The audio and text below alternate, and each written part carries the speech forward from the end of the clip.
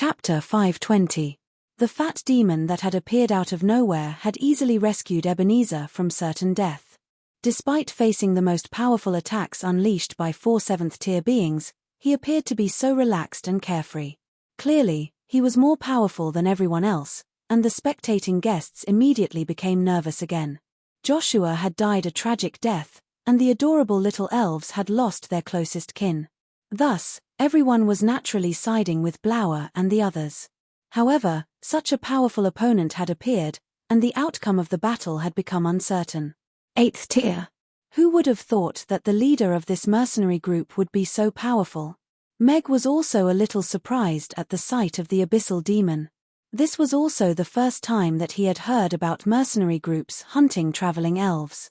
This also reminded him that he had to take Amy to and from school every day in the future. Even though Amy was a half-elf, there was no telling what those deranged bastards would do, so it was clearly necessary to take precautions. Furthermore, the enemy was clearly very powerful. The main force consisted of 5th-tier and 5th-tier demon orcs, 7th-tier demons, and even their leader, who was at least 8th tier. Grim expressions also appeared on Blower and Sally's faces. From the attacks that had just been unleashed, this guy was at least at the 8th tier. An 8th tier abyssal demon in conjunction with a 7th tier porcupine battle boar and a 6-armed snake demon. Even if they had 4 7th tier beings on their side, they still wouldn't necessarily be a match for them. However, Blower and Sally didn't appear to be backing down in the slightest. There were still many of their brethren waiting for them to rescue, and their hands were stained with the blood of countless elves. Countless tragedies had been caused by them. Seeing as they knew about this, they definitely couldn't feign ignorance. Even if they had to fight to the death, they had to at least live with dignity. Did you say the same thing to our brethren when you were trying to capture them? Blower glowered at Olaf with his fists clenched tightly, and his handsome features were extremely cold. Sally also pointed her bow at Olaf, but she didn't rush to attack. Since Olaf could catch her arrow with his bare hands, it meant that the arrow didn't do much damage to him, not to mention that he had a shield with him. Lulu's injuries recovered quickly under 1111's healing. After the World Tree was resurrected, 1111's healing ability had obviously become more powerful. Furthermore, the healing effect between the two of them was also enhanced. There was no need to worry about such injuries for now. However, when Lulu looked at the huge wild boar covered in triangular spikes, her expression became serious and dignified. In open areas, wild boars were even more difficult opponents to provoke than tigers. The huge impact of a wild boar's charge would cause great damage to anyone who was grazed by it. In contrast, porcupine battle boars were magic beast mounts bred by the abyssal race. They were extremely wild, and in their berserk state, they could unleash even more power than they were capable of. Even though this 7th-tier porcupine battle boar wasn't very intelligent, he still had to treat it with all his heart. What a big pig! Father, will we be able to roast it this time? Amy's eyes lit up as she looked at the porcupine battle boar with elation and anticipation on her little face. That might be a little difficult. Meg looked at the porcupine battle boar that was over 2 meters tall and over 5 meters long. It was as large as the front of a heavy truck, and he found it difficult to imagine how they were going to roast it. Alright, but this pig looks the same as that Uncle Hedgehog's pig from last time, right? But this pig isn't as big as Uncle Hedgehog's pig. Amy was a little disappointed, but she quickly asked with a curious look on her face.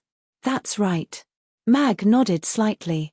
During the previous negotiation between the dragons and the demons hosted by the City Lord's castle, there was an abyssal demon representative from the demons. When he came, he was riding a huge pig with spikes all over its body. But this pig and that porcupine uncle look like bad guys. If Big Sister Aisha and 1111 can't beat him, then I'll have to take care of him. Amy murmured to herself as she looked at Olaf with her wand tightly clenched.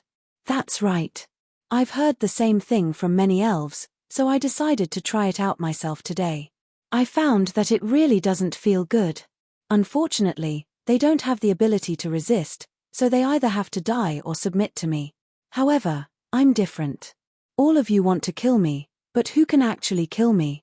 Olaf looked at Blower with a deranged smile, and his smile abruptly faded as he took a step forward.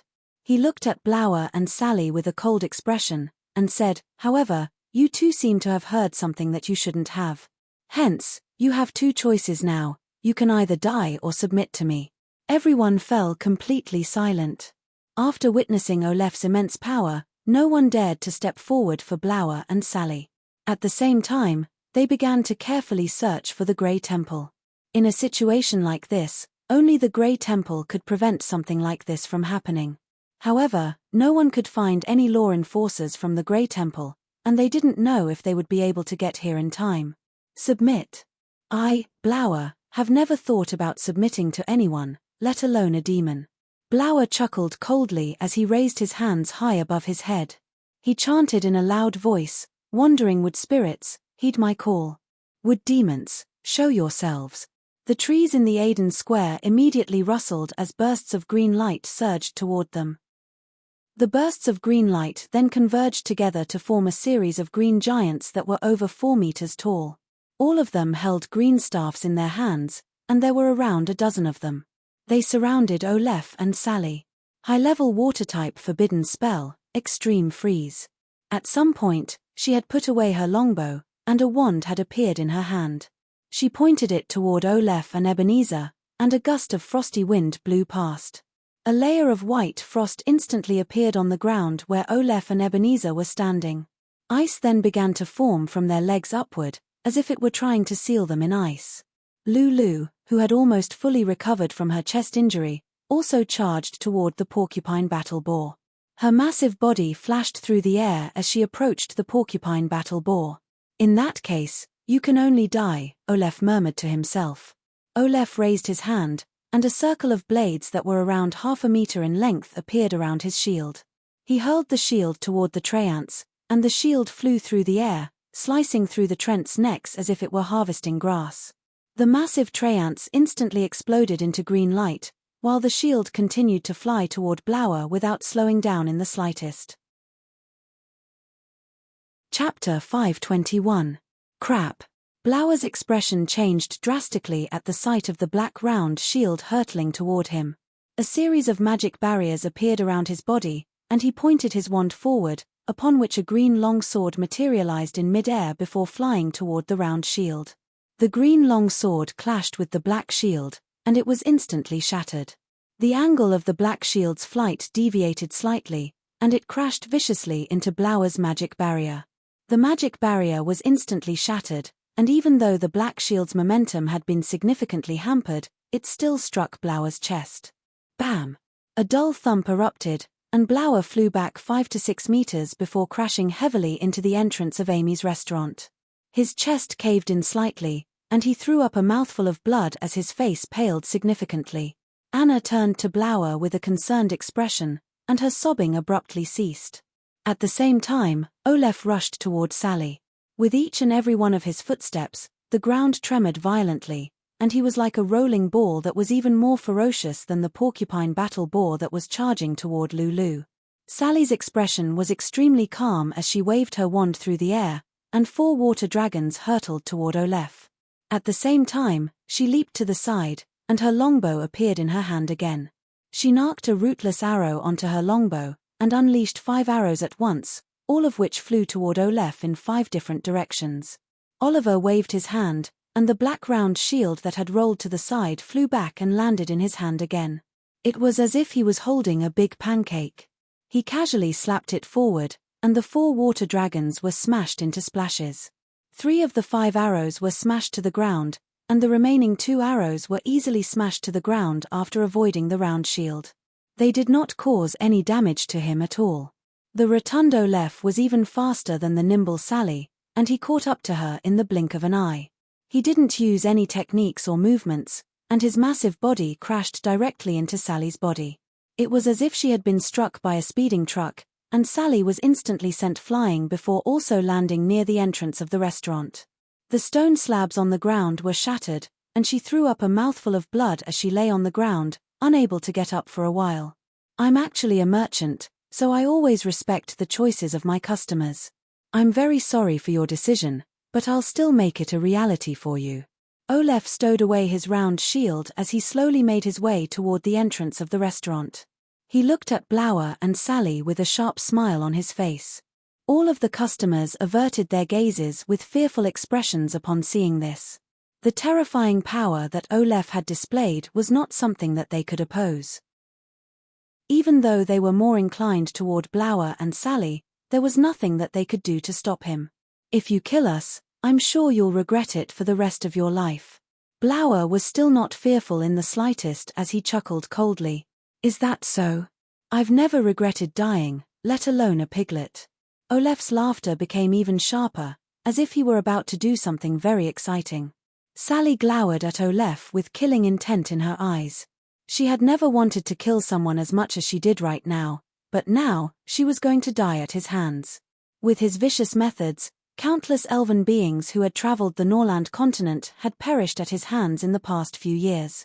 "Big baddie, you're not allowed to bully big sister Aisha." Right at this moment, a mellow voice sounded with a hint of fury in it. Everyone immediately turned toward the entrance of the restaurant in unison.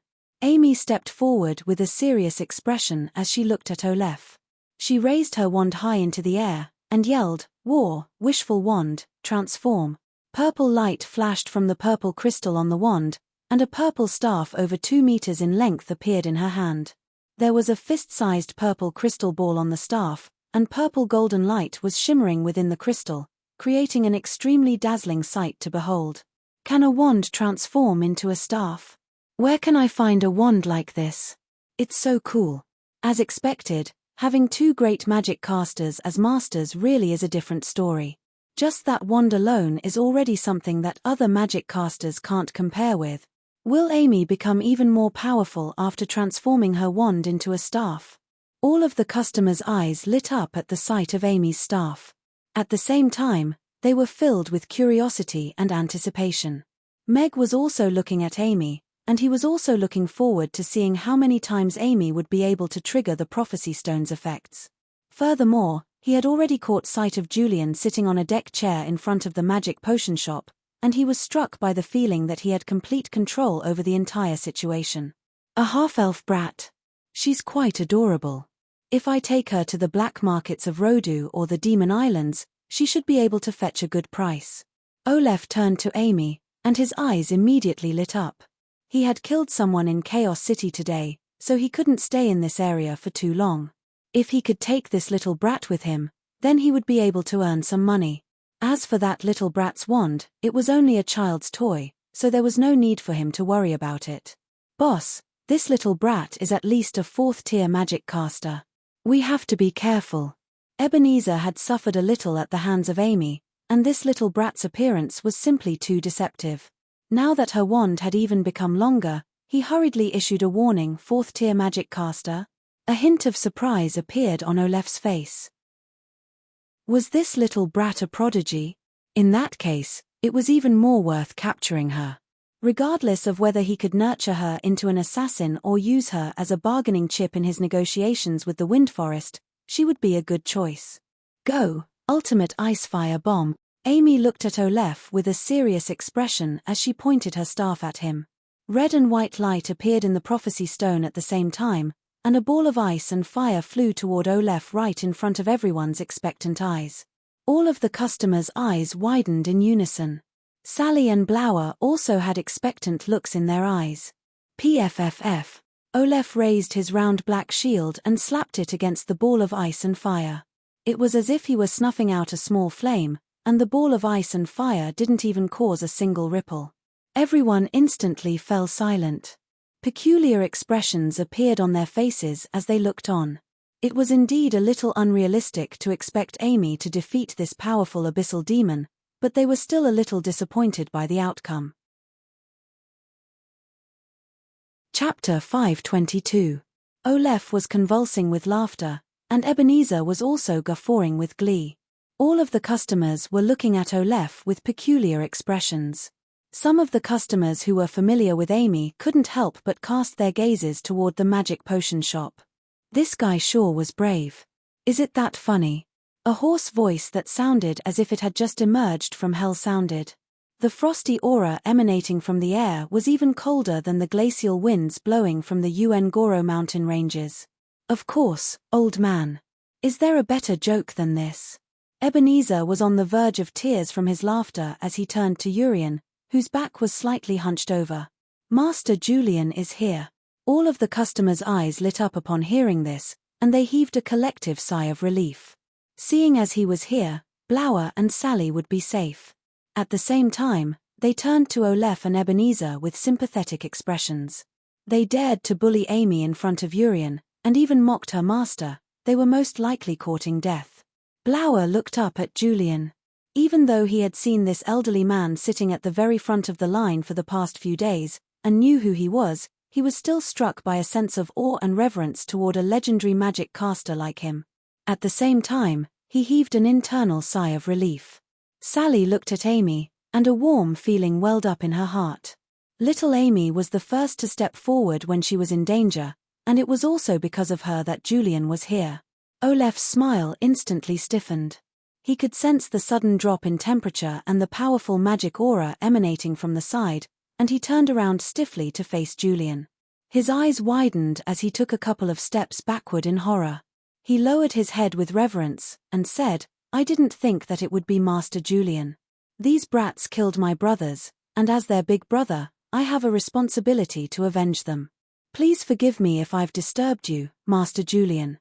Urian. Ebenezer's eyes immediately widened, and a look of horror appeared on his face. One terrifying legend after another surfaced in his mind.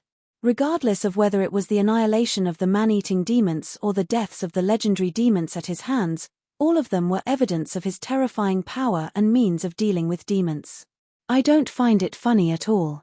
Julian shook his head. An icy blue chill shot out from beneath his feet like a bolt of lightning, instantly landing on Ebenezer's body. The huge body of the six-armed snake demon was frozen in an instant.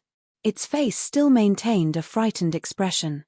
Then, the ice shattered and turned into fragments that fell to the ground. "What?" Olef's expression changed drastically at the sight of Ebenezer's shattered body, and his eyes were filled with shock and horror. He had received news from his tribe that Julian was in Chaos City, and had warned them not to provoke him under any circumstances. Who would have thought that he would run into him today?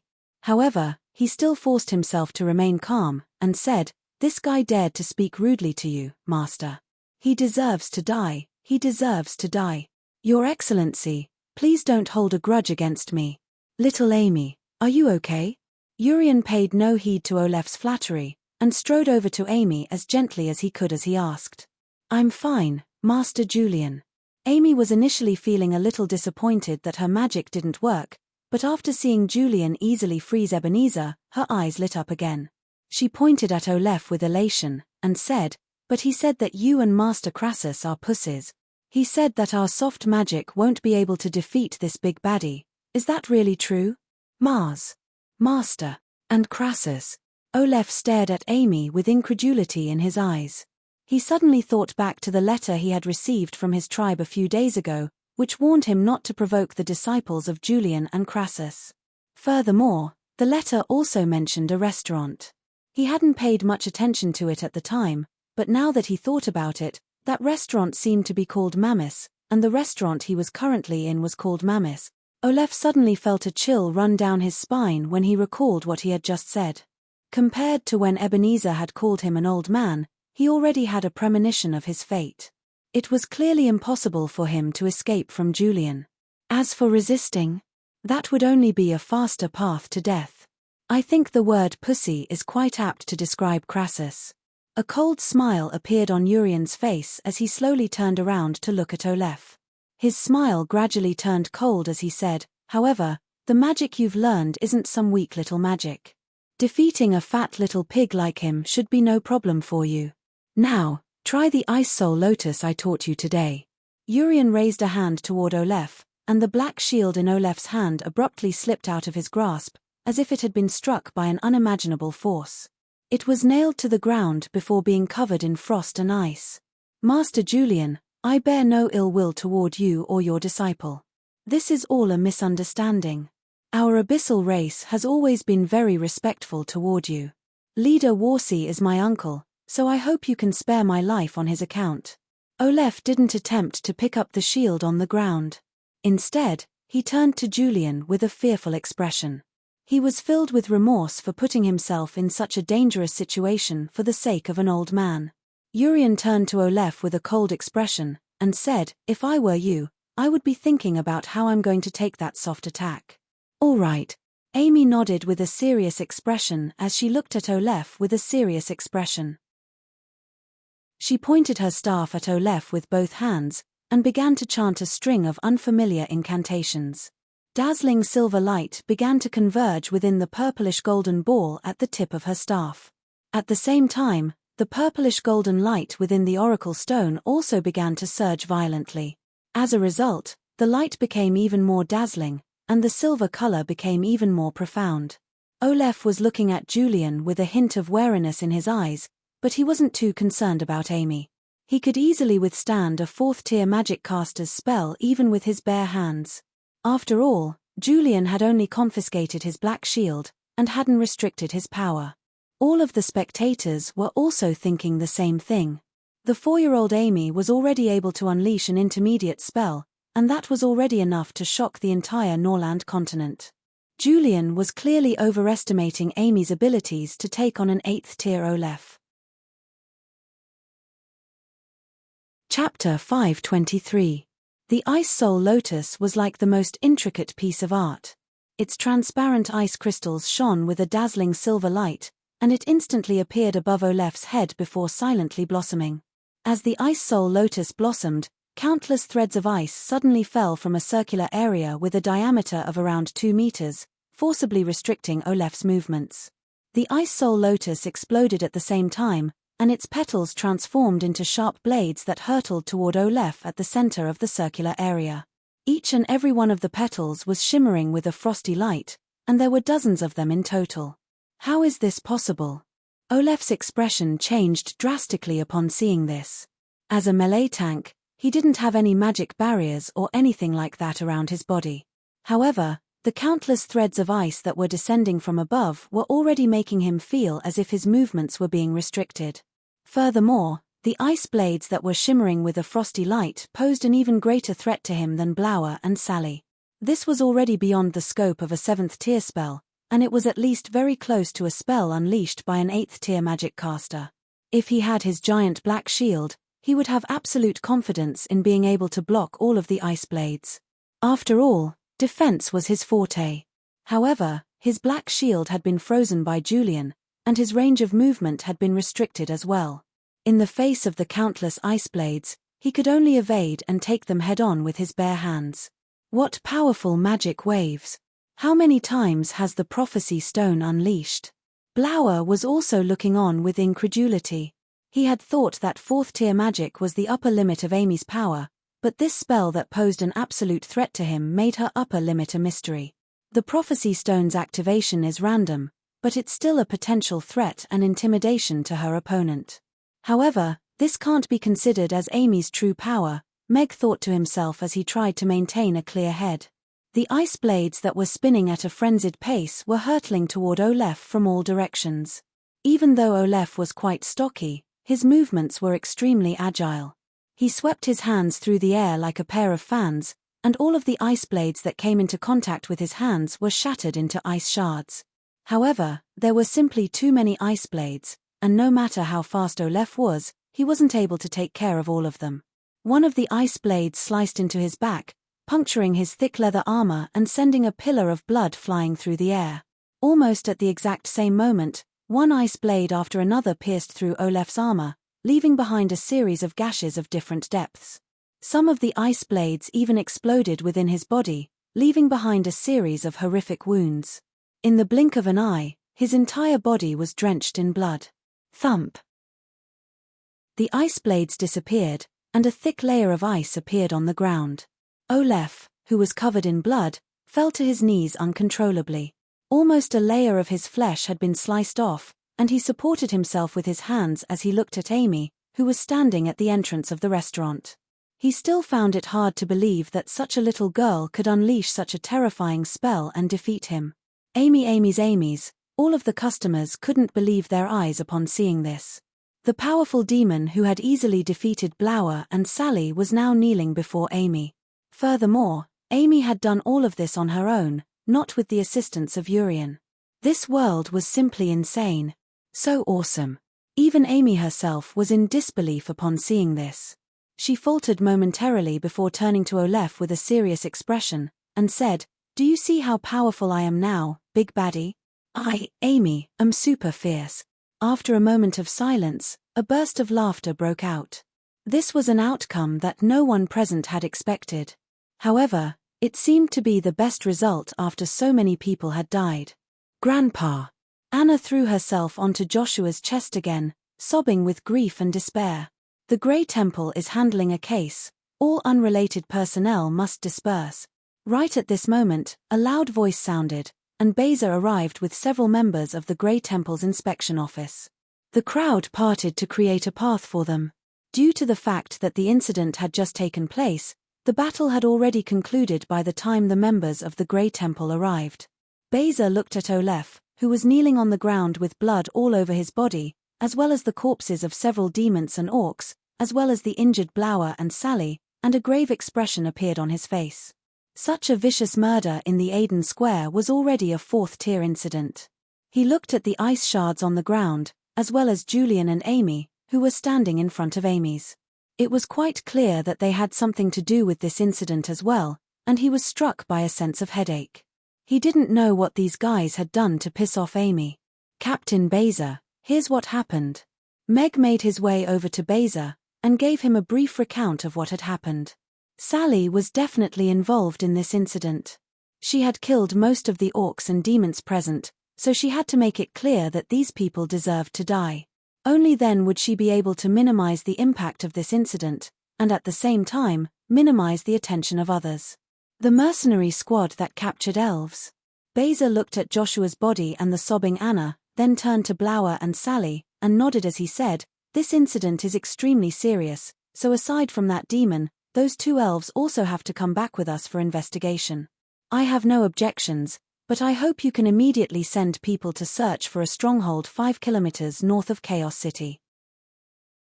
There are many of our elven brethren imprisoned there. Now that these guys are dead, there's a very good chance that they'll try to escape. If that happens, regardless of whether our elven brethren are killed or relocated, it'll be a disaster for them. I don't want to see something like this happen again." Blower struggled to his feet, and looked at Anna with a sympathetic expression. Beza looked at the sobbing Anna, and hesitated momentarily before nodding as he said, "I'll report this incident to the higher-ups. The Grey Temple will protect the safety of Chaos City and the surrounding areas, and will oppose all illegal detentions and killings." Blower nodded before slowly making his way over to Anna. He slowly squatted down in front of her, and looked into her eyes as he said, "Anna, I'm Blower. From today onward, I'll take care of you, alright? No, I only want Grandpa, I only want Grandpa." Anna shook her head as she pressed her face tightly against Joshua's chest. Her sobs had already become a little hoarse. Chapter 524. "Oh Tilda, I feel guilty. That's how Qingyu has been feeling recently. This month's update volume is obviously different from what I said at the beginning of the month, and the quality is indeed lacking compared to before. When the volume is low and sometimes it's a bit lacking, some readers will feel that it's lacking, and I can only say that I'm sorry, but I don't dare to refute. Here, I'll say sorry first. Then, I'll explain the recent situation.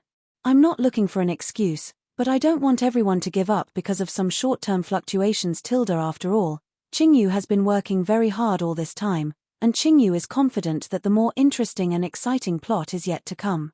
This month, Qingyu has been busy with moving her household registration and buying a house. Readers who have done these things before should know that these are rather troublesome matters. She has to run all kinds of houses all day long, and then spend a lot of time doing research and understanding. If the down payment isn't enough, she has to borrow some money to make up for it. Tilda, after all, this is the most important thing in her life, so Qingyu has to pay more attention to it. I can't just throw all the responsibility to my wife. Basically, it's 7 or 8 p.m. at night when I'm done running, and I'm super tired, but I still have to write 2 chapters. Sometimes, I feel like my eyes are blurry just looking at the screen, and the things I write lack some spirit. I don't have that much time to come up with interesting plots. Now that I've settled on a house, I'll go to Chengdu in 2 days to get a household registration, then get the down payment, and move to a small county. After that, I can settle down in the small county and seriously write and think about the plot. Writing is Qingyu's only job, and it's a very important thing in her life. Qingyu has been treating this matter with a very serious attitude, and I hope that everyone believes in this. Qingyu is very confident that the book won't collapse. I have the outline, and the plot is going in the right direction. After these few days of work, the plot will definitely return to normal, and the quality and updates will also return to normal. The restaurant isn't maxed out yet. Amy isn't the strongest mage yet. Mr. Mac isn't riding on the rainbow clouds to bring back his wife. How can the story end? The above tilde is a little explanation for the content and updates during this period. I'm a little embarrassed, but also a little helpless, and I hope you can understand. After a few days of stability, I'll definitely make it up to you.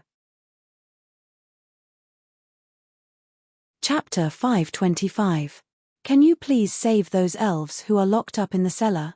Anna pleaded with Meg with her bright eyes.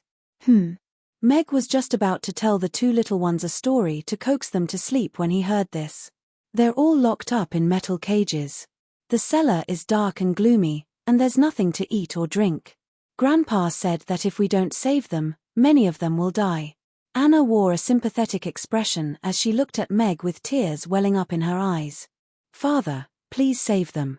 They're so pitiful. Amy also looked at Meg with wide eyes as she pleaded with him. Meg was struck by the sight of the 2 adorable little elves acting coquettishly. A surge of blood suddenly welled up in his heart. Those human traffickers who targeted elves deserved to be sliced into 1,000 pieces. Who knew how many elves were being tortured in that dark cellar? God knew how long it would take for the Grey Temple to send people to search for that stronghold. If those people lost their leader and became desperate, the consequences would be unimaginable. Meg could still vividly remember the scene of Joshua dying in front of him. That was just an old elf on the brink of death, but he had the courage and determination to die in a fit of rage. After coming to this world, Meg had sensed the severity of the mess left behind by Meg Alex, as well as the power of those enemies lurking in the dark. As such, Meg restrained his vicious nature and tried to keep a low profile. He even forgot what hot-bloodedness was, and only thought about how to hide his identity and protect Amy from harm. He didn't want to get too involved in anything else. However, as he looked into Amy and Anna's clear eyes, a hint of guilt welled up in his heart. From the beginning to the end, he deliberately avoided this topic with Anna. Other than not wanting to make Anna sad, perhaps there was another reason that he didn't want to know too much. If he knew too much, he would feel ashamed if he didn't do anything. Yes, he seemed to have forgotten what kind of person he was. He wasn't Megshan, because Megshan had always been straightforward with his words. Occasionally, he would even be a little hot-blooded. He had a poisonous tongue, but most of the time, he hit the nail on the head. Those restaurants closed down not because of his poisonous tongue, but because there was indeed a problem. Even more restaurants became popular on the internet after being despised by him. This was because other than their shortcomings, their strengths were not ignored by him. He was also not Meg Alex, because Alex always spoke with his sword. If there was injustice in the world, he would settle it with his sword. Those who died under his sword included evil knights, man-eating demons, and evil dragons that attacked villages. As long as he heard about evil people that others couldn't kill, the purple-striped griffin would descend on their heads and cut off their heads with a single slash. But now, he had placed heavy shackles on himself. He had lost his purity and hot-bloodedness. He had also lost the bravery and sacrifice of a knight. He had become a commoner that he used to look down on. A father like this shouldn't be the kind of father that Amy wants and likes, right? If he only thinks about running away from problems instead of solving them, how can he be a good father and take care of a family?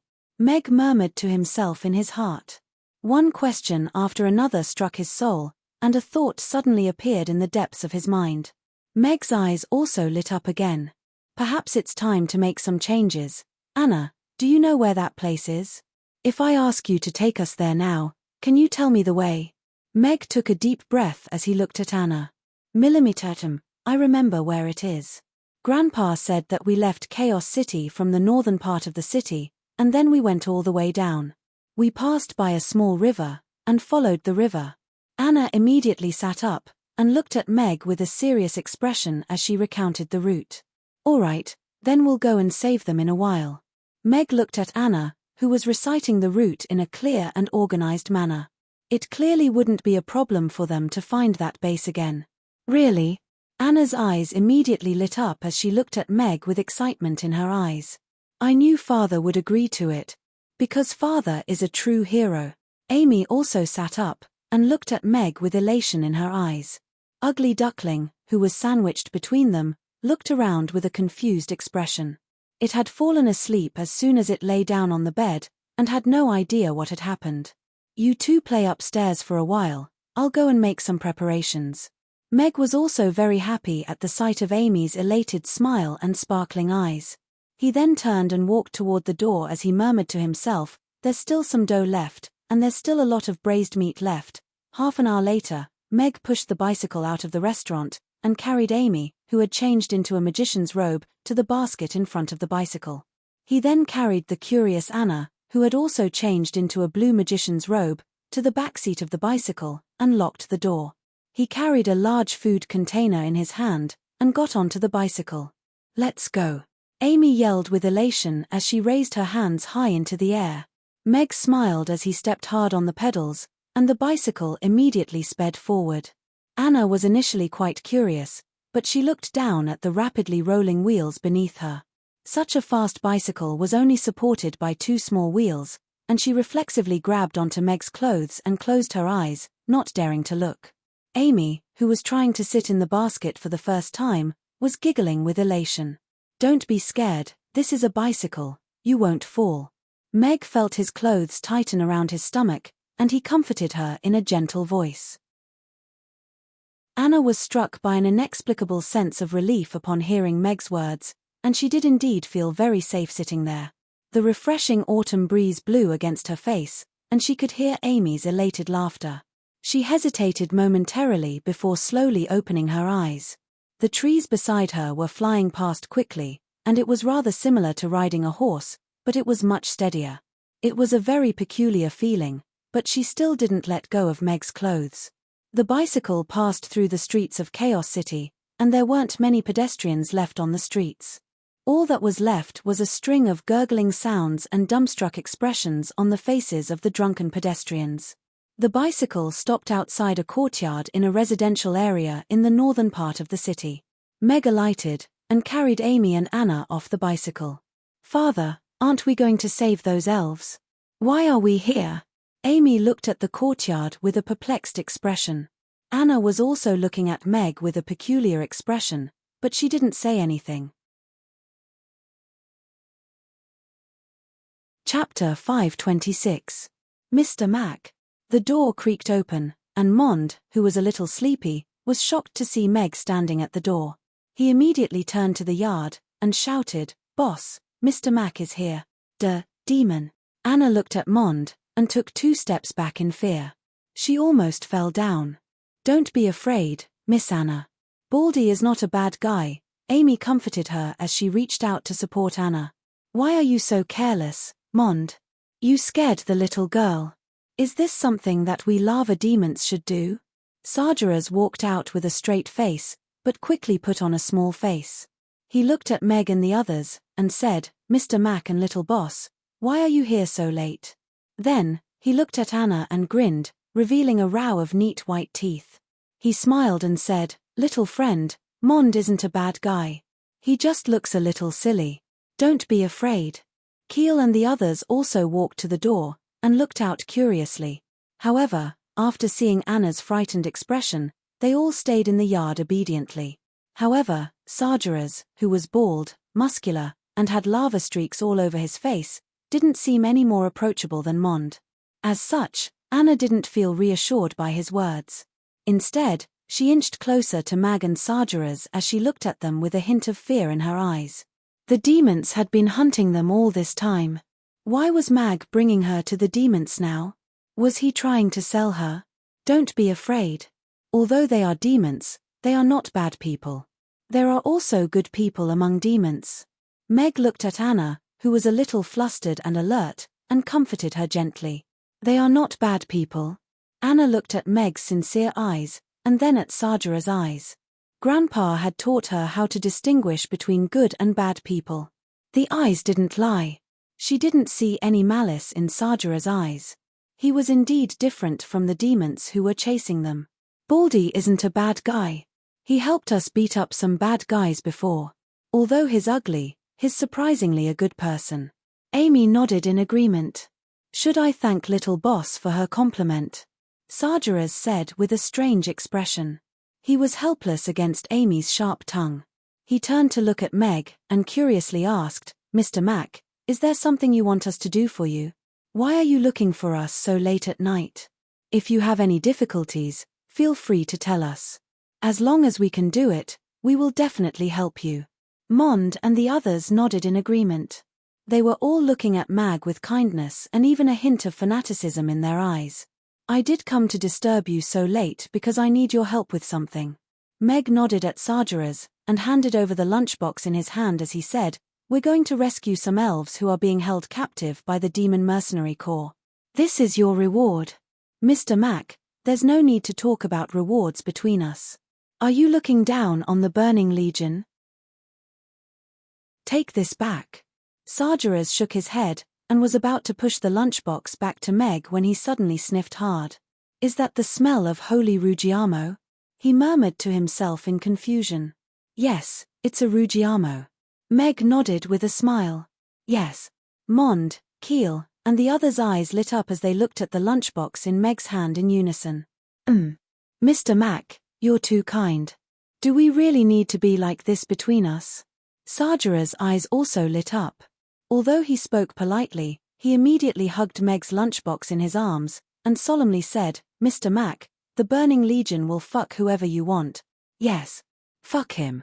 The lava demons chimed in. Then I'll have to trouble you tonight, Meg said with a smile. Sajara's raised the lunchbox high above his head, and loudly said, Burning Legion, let's go. For the holy Ruggiamo. All the demons answered in unison. Their voices were so loud that it caused a commotion among the neighbors. They thought something had happened. Meg wanted to cover his face. They were using the name of the Burning Legion, but they actually shouted such a shameful slogan, for the holy Ruggiamo. These demons are so cute. For the holy Ruggiamo? Anna also looked at Sajara's and the others in surprise. She didn't know what Meg had just handed to that big demon to make them so excited. However, it sounded like they didn't intend to sell her out, and they even made the demons agree to fight demons with them.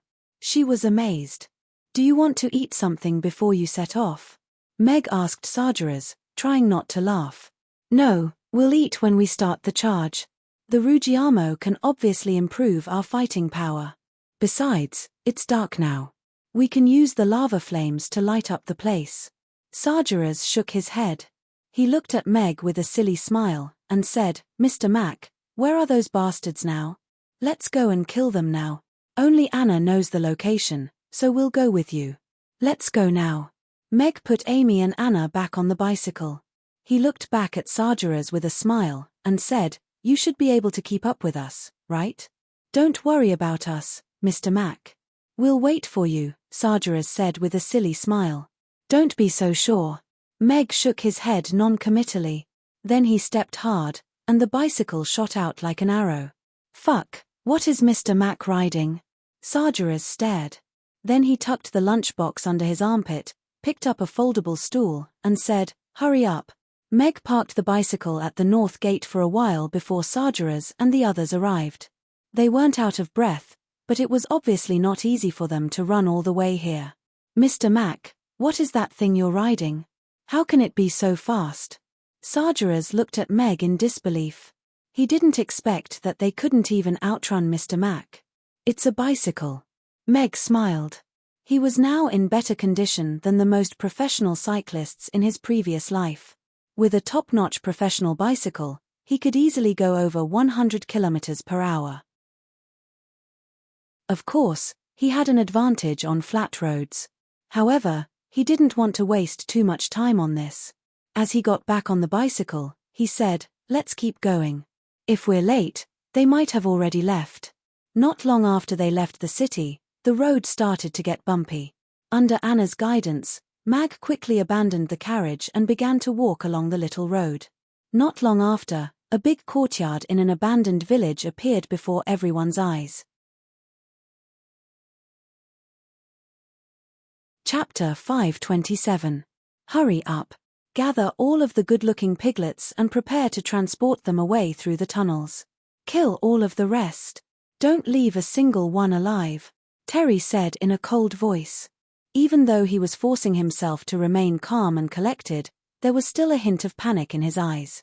He was supposed to be on his way to the Demon Islands by now, but Olaf had suddenly received news that the stronghold had been exposed at noon, so he had stayed behind as a precaution.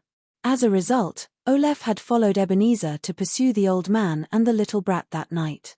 His subordinates had just reported that Olaf and the others had most likely encountered an accident, and that the stronghold had been exposed. Olaf was the backbone of the entire mercenary group, and even Ebenezer was more powerful than him. Now that both of them had met with mishap, the mercenary group was dealt a massive blow. However, this also allowed him to become the most powerful person in the entire mercenary group. Aside from his panic, he was also a little excited. If he could keep all of his subordinates and sell these piglets, then he would no longer have to be the third most powerful person in the mercenary group. Instead, he would become the true boss of the mercenary group. In the underground cellar, demons and orcs were holding torches as they violently tugged at the elves' hair. The young elves and the elderly elves were separated, and those who were slow to react would have whips or be kicked to the ground. However, the elves remained eerily silent. Their expressions were completely blank, and even when whips struck their bodies, they would only groan softly. Their eyes were completely devoid of life, and they were like a bunch of walking zombies that were completely at the mercy of their captors. "Boss, don't blame me for not saving you. You can only blame your bad luck. I'll sell all of these piglets, and I'll also help you run your mercenary group well." Terry held onto the railing with both hands as he looked down at his subordinates and elves. His heart rate accelerated, and a sickly flush appeared on his face. "Big baddie, hurry up and surrender, otherwise, we're going to fight our way in." Right at this moment, a tender voice sounded from outside. What's that sound?" Terry asked with furrowed brows. "Sir Terry, there's a human with 2 little piglets barking outside the gate. One of the little piglets seems to be the one that followed the old man here at noon." A beastman quickly ran in and reported. "How many people have come?" Terry's expression changed as he asked. The orc was stunned for a moment before he hurriedly said, "Just 3. There's no one else." "What's so special about that human?" Terry asked again. "There's nothing special about him. He looks just like an ordinary human. He doesn't even have a weapon in his hand." The orc shook his head. "Little piggy, I was wondering where to find you. I didn't expect you to come to me yourself. I have to kill you to avenge Boss Oliver." A sinister smile appeared on Terry's face as he quickly walked towards the entrance of the courtyard. He then coldly said to the beast men and demons guarding the entrance, "Open the door." "Father, are they afraid to open the door because they don't dare to?" Outside the courtyard, about 10 meters away from the gate, Amy and Anna stood beside Meg. Amy looked up at Meg and asked. Anna looked at the pitch-black courtyard and felt a little scared and sad. She and her grandfather had come here this afternoon, and that was why they were chased by those demons and orcs. Perhaps. Meg narrowed his eyes slightly as he looked in the direction of the gate. Those guys were most likely already frightened by the mere twang of a bow, and they were most likely busy evacuating people. This abandoned village was very secluded, and this dark courtyard was even more unremarkable. The Grey Temple only had an approximate location, so it would take a very long time for them to find this place. "Little brats, who gave you the courage to come here and seek death?" The door creaked open, and Terry walked out with a few demons and orcs behind him. They were all holding torches as they stared at Meg and the two little brats beside him. Liang Jingru. Meg nodded with a serious expression. Terry raised an eyebrow as he looked at Meg with narrowed eyes. He was a little hesitant as he thought to himself, who is Liang Jingru? Could it be that she's a powerful human being? Otherwise, why would this guy dare to provoke us with these two little brats? We're here to save people. If you know what's good for you, release all of the elves you've imprisoned as soon as possible, and I'll consider handing you over to the Grey Temple alive. Meg looked at Terry with a hint of warning in his voice. That's right, big bad guy, hurry up and surrender.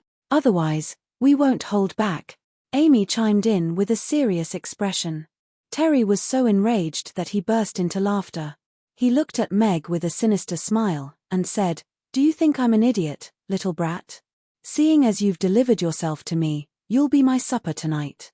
As for these two little piggies, I'm going to sell them on the black market on Demon Island. I'm sure there will be a lot of people who will like them." Lu Xun once said that people always use their shortcomings to attack others in an attempt to divert the attention of others. After seeing you, I believe him. Meg looked at Terry and sighed as he said, "Where did you get the confidence to call elves piggies? If I had to find a pig here, I'd think you'd look the most like one, right? You." Terry's eyes widened with rage, while the orcs and demons standing nearby all tried their best not to burst into laughter. "Father is so awesome." Amy looked up at Meg with a hint of reverence in her eyes. For the first time, she discovered that her father's words were also quite funny. A smile also appeared on Anna's face, and even her tense mood had eased significantly. That demon really did look a little like a pig, and it was a little comical, but it didn't seem all that scary anymore. "Damned human. I'm going to kill you today." Terry roared with rage. As a berserk demonic pig, what he hated the most was being called a pig. That was the biggest insult to him. His eyes immediately turned red, and a pair of large fangs appeared on his mouth as he pounced toward Meg and the others. "I'm very disappointed in your performance." Meg shook his head before raising his right hand as he yelled, "Burning Legion, attack!"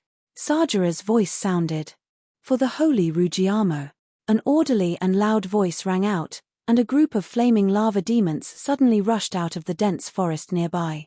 Each and every one of them was holding a Rugiamo, and they were munching on it. Chapter 528. Meg had always been quite fond of the foldable chair, which was one of the top 10 most lethal weapons in the world. Sajara's was able to use the foldable chair in a way that was both powerful and aesthetically pleasing to the eye. He was undoubtedly the best in the world. As such, when the foldable chair landed on Terry's horrified and twisted face, and sent him flying into the courtyard wall right before the astonished eyes of all of the demons and orcs, Tang Wulin couldn't help but nod with approval in his eyes. The rest of the lava demons instantly annihilated all of the remaining demons and orcs, and the battle concluded in an extremely short time due to their overwhelming power. That was awesome. Anna's eyes widened as she looked on at the demons and orcs being crushed by the lava demons. Those abhorrent and terrifying beings in her eyes appeared to be extremely weak in the face of the flaming lava demons. In contrast, the lava demons that she had initially found to be quite fearsome had suddenly become adorable in her eyes, and all of the fear in her heart was instantly erased. Amy's father is so awesome, he can get so many demons to help him just by offering them delicious food, and all he has to do is watch from the sidelines, Anna thought to herself as she turned her gaze to Meg with reverence in her eyes. Sajara's swatted away the door that a few demons were trying to close in a hurry, then dragged Terry down from the wall before tossing him in front of Meg. He then stomped a foot onto his back as he turned to Meg, and said, "Mr. Mac, how do you want to deal with this guy?" Terry was completely dizzy from the impact of the foldable chair, and he felt as if his head didn't belong to him anymore. He was a 7th-tier demon, after all, and even though his combat prowess was slightly lacking, he had only ever been in such a powerless state against Olef. "Lava demons!" Terry exclaimed as he came to his senses, and he could sense the terrifyingly high temperatures on his back as well as the scorching flames burning all over his body. A horrified look appeared on his face. The lava fiend race was once a legendary race among the fiends. Their extraordinary ability to control fire and formidable strength made them one of the top 3 fiend races. Although they had been declining in recent years, it had to be admitted that lava fiends were still peak existences among those of the same rank. And here, there were actually so many lava demons. What was even more unbelievable was that they were actually obeying the orders of a human. Don't kill me. I was also forced by Olef. I actually sympathize with those elves. Terry looked at Meg with a panicked expression. He didn't know who this human was. Knock him out, put him in a sack, and hand him over to the people of the Grey Temple. Meg looked at Terry with a calm expression. He couldn't be bothered to listen to Terry's nonsense. Bang! Following a muffled thump, Terry's voice abruptly stopped. Sargeras put away the folding chair and looked at Meg with a silly smile as he said, "Mr. Mac, there are still some guys inside. Let's take care of them first, and then you can come in." "All right, thank you for your trouble." Meg nodded with a smile as he glanced at Terry, who was lying on the ground. Sargeras hadn't been holding back in the slightest, and he didn't know if Terry would still be alive after being struck by the folding chair. Sargeras rushed into the courtyard with the lava demons and began to clean up the remaining demons and orcs. The basic procedure was to knock them out with a chair or a staff, then stuff them into sacks. It was as if he were harvesting prey, and a pile of sacks was quickly stacked up in the center of the courtyard. "What's going on up there? You two go up there and take a look." The commotion in the courtyard quickly spread to the underground cellar, and a leader who was commanding the demons and orcs listened in with a nervous expression. He had some understanding of the situation, and if the Grey Temple really did come looking for them, then they most likely wouldn't be able to escape today. "Is someone here to save us?" The elves, who were being pushed around like livestock, also heard the commotion above them. A ripple appeared in their eyes, which were like a pool of stagnant water. Then, a trace of hope appeared in their eyes again. What's that commotion? Several kilometers away, many people were searching in a fan-shaped formation. All of a sudden, Blauer turned toward the northwestern direction, where bright flames had lit up. At the same time, the sounds of explosions and battle could be heard, creating a particularly clear contrast in the dark night. Not long after they were taken to the Grey Temple, Ingwe came to bail them out. There were plenty of witnesses, so Blauer and Sally's actions were deemed to be self-defense and rescue. They didn't violate any of the laws of Chaos City, so they were released on the spot. Blauer requested for the Grey Temple to send people out of the city to search for the stronghold where the elves were being held. Ingwe used his status as the elven ambassador to negotiate, so the complicated procedures were quickly completed. After some simple treatment, Blauer and Sally were sent out of the city to search for the elves with the Grey Temple. However, the location that Joshua had given them prior to his death was far too vague. The area to the north of Chaos City spanned a boundless expanse of 5 kilometers, and finding a stronghold that had been disguised as a stronghold was like searching for a needle in a haystack. Even Blauer was beginning to lose confidence, and he didn't know if they would be able to find the stronghold before they left. That place is also within a 5-kilometer radius, so it's most suspicious to see it now. Sally had already rushed out, and was flying over the treetops in that direction. "I hope they didn't set the fire while they were leaving." Blauer also quickly followed along, and he was also flying through the treetops with a tense expression on his face. If they had set the fire on purpose, then a tragedy could have already taken place. "Follow them and go in that direction." Brandley, the leader of the Grey Temple team, also waved his hand as he looked on at the two departing figures. Chaos City was not going to tolerate the trafficking of elves. The elves were an important part of the Grey Temple and Chaos City, so they took this matter very seriously, especially when it had taken place so close to Chaos City. Upon hearing the commotion in the courtyard, Amy turned to Meg with an eager expression, and asked, "Father, can I go and help?" Sargeras tossed a burlap sack aside, and turned to Meg with a smile as he asked, "Mr. Mac, all of the elves in the courtyard have been taken care of. The rest should be hiding underground. Do you want to go down with us?" Yes. I want to go in the front this time." Amy immediately raised her hand in response. "All right, let's go down and have a look as well." Meg nodded as he looked at Anna, who was grabbing onto the hem of his shirt with a nervous expression. He reached out to hold onto her little hand while holding onto Amy's hand with his other hand, and they made their way into the courtyard together. The courtyard was littered with burlap sacks, and there were occasional moans of pain being emitted from the sacks. Even Meg was in awe of the efficiency of the Burning Legion. They were far more efficient than 99% of the Daobao sellers out there, and they could even pay with Rugiamos, so they really were very trustworthy. The group made their way into the cellar, and Sargeras led the way. The flames on his body lit up the inky black passageway. Amy held onto her wand with an excited expression as she followed along behind him. Meg held onto Anna's hand as he followed along behind Amy, looking around with a wary expression. "You! All of you stop right there. If you come any closer, I'll kill them."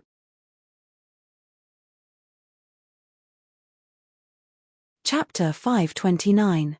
In the depths of the pitch-black cellar, there were 2 torches lit.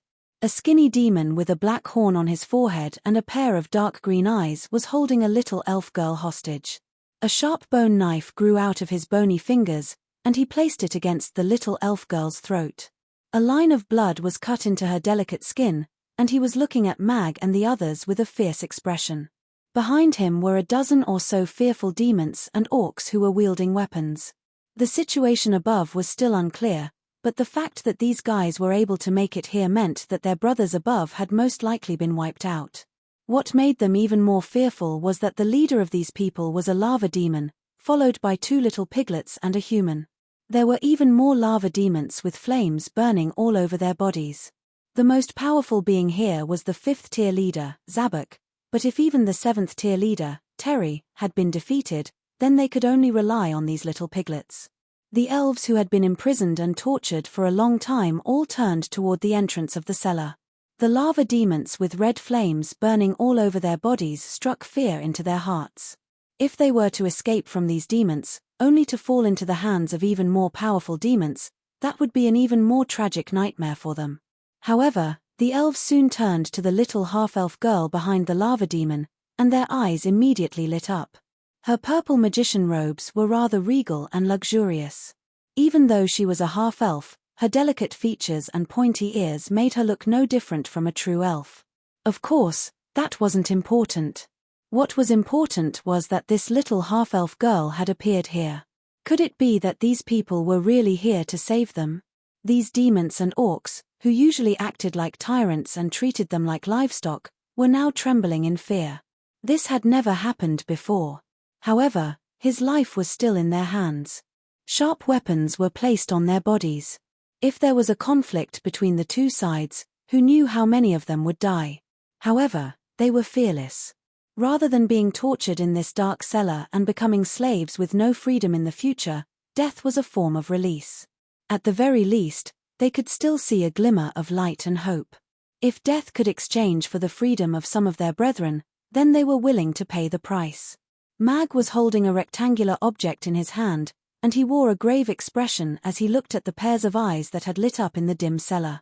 On either side of the passageway was a series of metal cages that were less than a meter tall.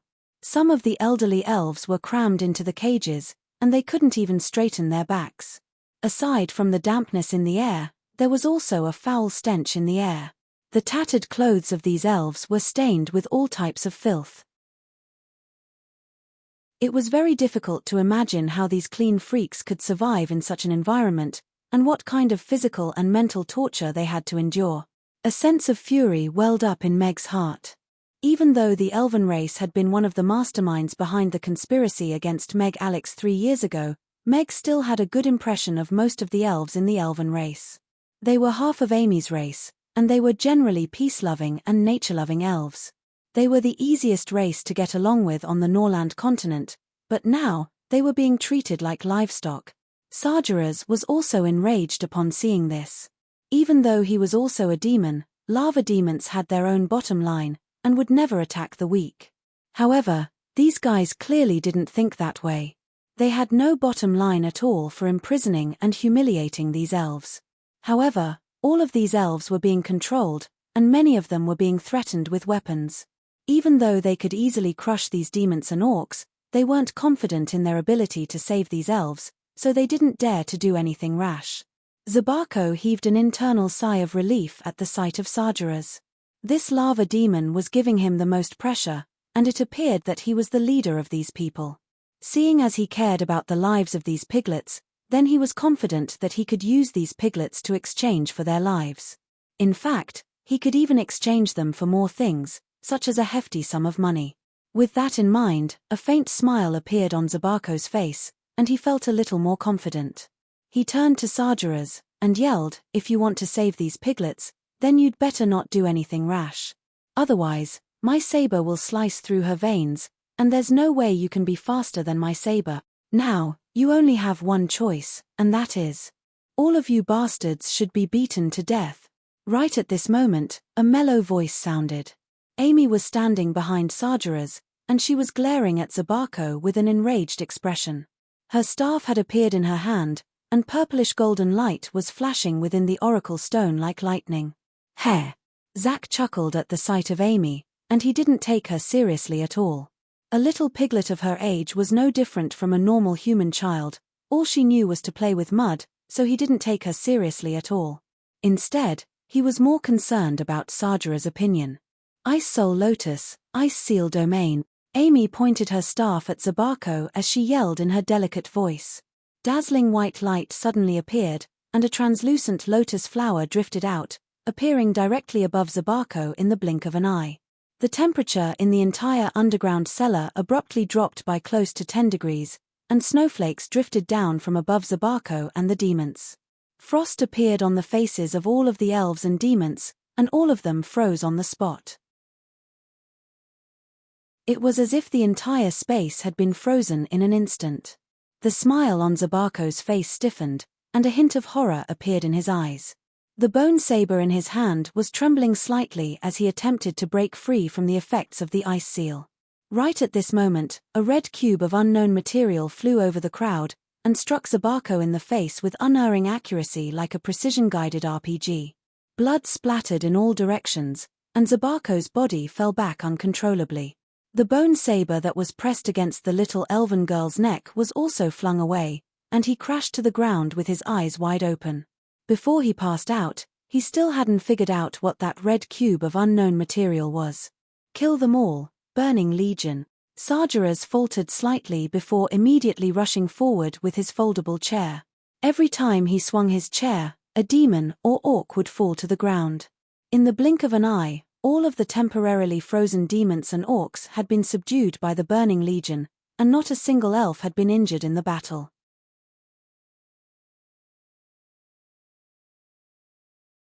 Chapter 530. This is the place. Blower and Sally arrived outside the small courtyard. There were still some large footprints and scorch marks left on the ground. The gate of the courtyard had already been shattered, and there were still some residual magic waves and scorching heat in the air, clearly indicating that a fierce battle had just taken place here. Both Blower and Sally wore cautious expressions. They didn't know if there were more powerful demons in the mercenary squad. Furthermore, judging from the traces left behind, the demons who had just fought were most likely no less powerful than them. They didn't know if they were friends or foes, so they had to be extra careful. The two of them slowly approached the gate of the courtyard with their wands tightly gripped in preparation to unleash magic at a moment's notice. Whoosh! Blower cast an illumination spell into the courtyard, and a white ball of light exploded in the air, illuminating the entire courtyard. What's this? Blower and Sally were already preparing to spring into action, but they were immediately rooted to the spot at the sight of the burlap sacks strewn all over the courtyard. All of the burlap sacks had clearly been filled with items, leaving behind charred carcasses that had been left behind in the aftermath of the battle. Why does this feel so familiar? Sally's brows furrowed as she thought to herself in confusion. The battle here had just ended, but aside from these sacks, there was nothing else left. It's demons and orcs. These guys should all be members of the mercenary squad, but they've all been knocked unconscious. Who did this? Blower untied a few of the gunny sacks with furrowed brows. Tie them up first, then find another place to hide. They shouldn't have gone too far, and the captured elves haven't been found yet. Brandley arrived with the Grey Temple members, and he was panting slightly. As a magic caster, his constitution was still a little weak. "There's a sound coming from over there." Sally listened for a while before pointing in the direction of a corner of the courtyard. "It's a cellar. Those elves are most likely locked up down there. Let's go down there and take a look." Blower rushed over to find that there was a passageway in the corner that led underground. There were still traces of scorch marks on the walls, and a scorching aura lingered in the air. Without any hesitation, he jumped down and quickly made his way down the passageway. Sally looked at Blower's departing figure with a complex expression. She also jumped down and quickly followed after him. "Leave a few people up there to keep watch. The rest of you, follow me down. We can't let a single demon or orc go," Brandley said as he jumped down into the passageway with his wand in his hand, and a cautious expression appeared on his face as he made his way down. The demons and beast men in the underground cellar had all been taken care of. Amy put away the ice soul lotus floating in the air, and the snowflakes suddenly stopped falling. The freezing temperatures gradually rose, and with the help of the lava demon's flames, the frozen elves quickly regained their senses. The elves stared blankly at the fallen demons and orcs as if they couldn't believe what they were seeing.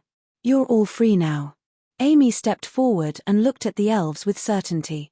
This sentence was like a clap of thunder, and all of the elves' eyes widened. Their hearts, which had been silent for a long time, began to beat faster. Their blood flowed faster through their veins, and their emotions exploded.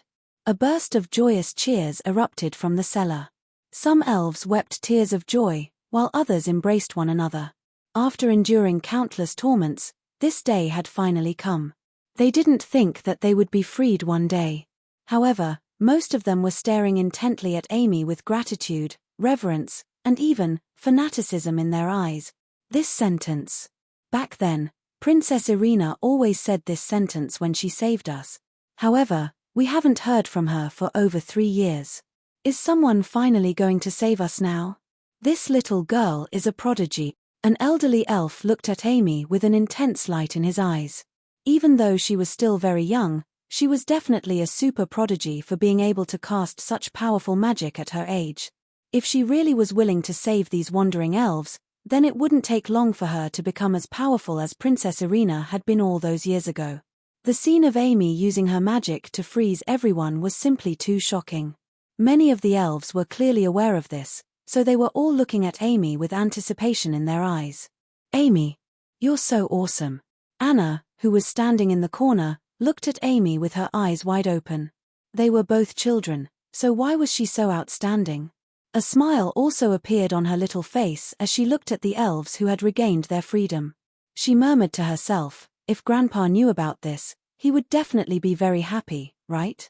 Meg silently stowed away the brick in his hand.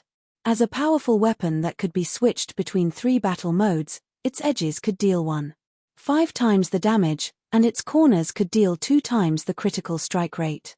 The brick was one of the most essential weapons for traveling and home defense. Furthermore, it could be obtained at any time, and it had a wide range of uses, so it had a unique status in the world.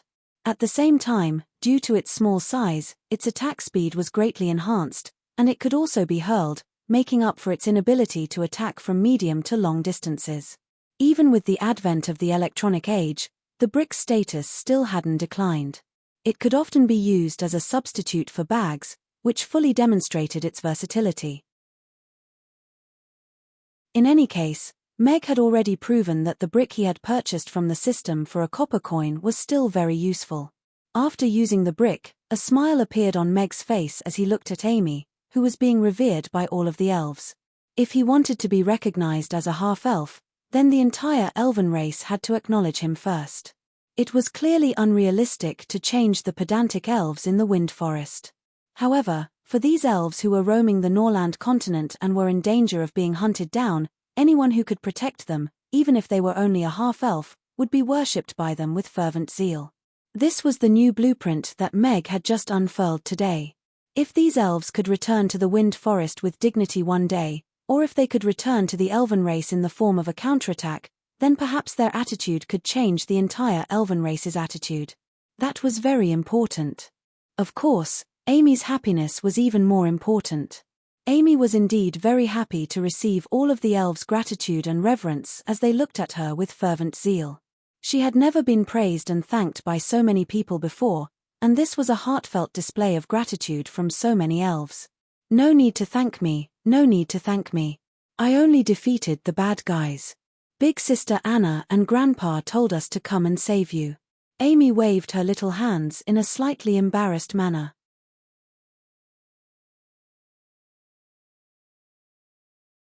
Chapter 531. The flames burning on the lava demons' bodies lit up the inky black underground cellar. There were unconscious demons and orcs strewn all over the ground, while the elves in ragged clothes were celebrating their survival. Aside from that, there were also Meg, Amy, and Anna standing off to the side. Blower looked on with a surprised expression. It appeared that they were too late. These elves had clearly already been rescued by Meg and the others. Furthermore, they were all looking at Amy with expressions of reverence and gratitude in their eyes. It appeared that Amy had played an important role in saving the elves' lives. The elves in the underground cellar were all riddled with wounds, especially those who were being held in low-metal cages. Even though he had heard some rumors about them in the wind forest, seeing them in person still made his soul tremble, and the rage that welled up in his heart made him want to kill all of them. "Boss, Amy!" Sally also exclaimed in surprise. She didn't think that she would encounter Meg and the others here. Furthermore, it appeared that they had already rescued all of the elves trapped here. Furthermore, she also knew why she had felt that the aura up there was rather familiar. It was the lava demons who had rescued them. Sally's mind went completely blank at the sight of those half-clothed elves who had been stuffed into metal cages like livestock. She couldn't even sit up straight, and a buzzing sound reverberated in her head. She couldn't believe that something like this was happening to her fellow elves, and what was even more unacceptable to her was that the culprits behind this were the self-proclaimed nobles of the wind forest, and they were only doing this to satisfy their own selfish desires. She was also one of them, and had enjoyed all of this as a matter of course for the past 20-odd years. She had even set her goal to bring them back to the wind forest. She had never detested her identity as much as she did now. She detested the elven law and system that she had once enjoyed so much. It turned out that all of the major families were hiding such disgusting crimes behind their glamorous facades. They colluded with demons and orcs to enslave their own brethren. What kind of insane people would do such a thing? Mr. Mac. Brandley came down with the people from the Grey Temple, and he also wore an enraged expression upon seeing the situation in the underground cellar.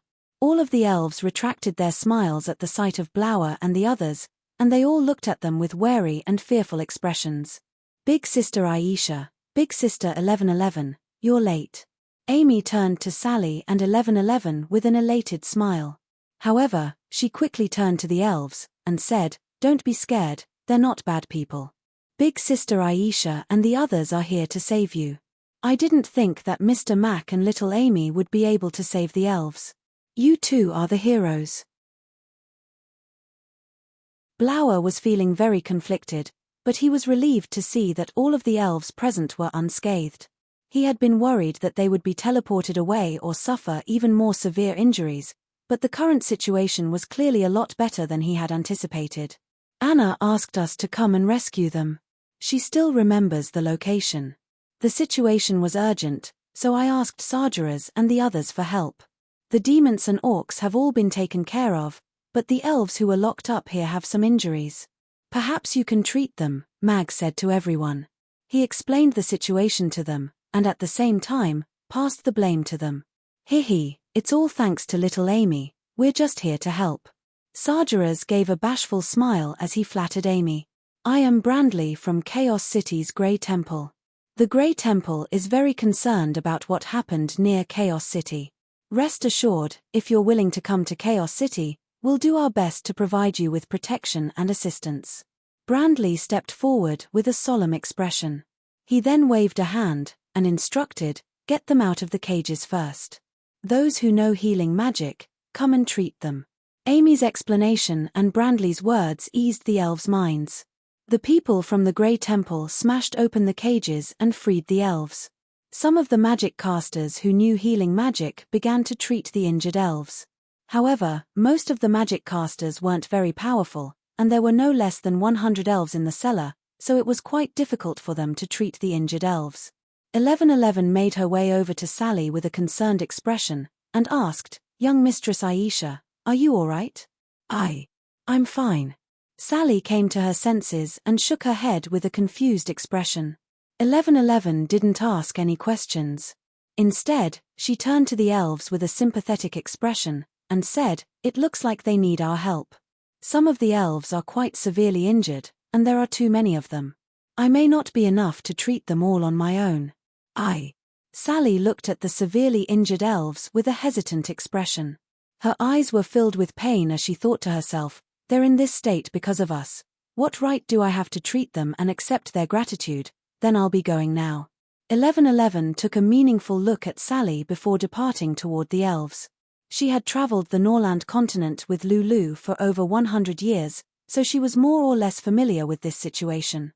Blower looked into Sally's eyes with a serious expression, and said, "Many years before the princess returned to the Wind Forest, she destroyed many mercenary squads that targeted the elves, and saved countless elves who had been captured. Almost no demons or orcs dared to touch the elves who roamed the continent ever again." A hint of light seemed to have appeared in Sally's eyes, and the confusion in her eyes receded. She looked at Blower with a serious expression, and nodded as she said, "I agree to what you said last night." As soon as she finished speaking, she quickly made her way over to the elderly elf who was lying on the ground. After a brief conversation, green light drifted out of her wand and landed on the wound on his chest. The wound quickly healed, and his pale complexion also began to improve. "Things went smoother than I expected. She really is a good girl, even though she's still not as good as I am." Blower looked on as Sally quickly made her way over to the next elf.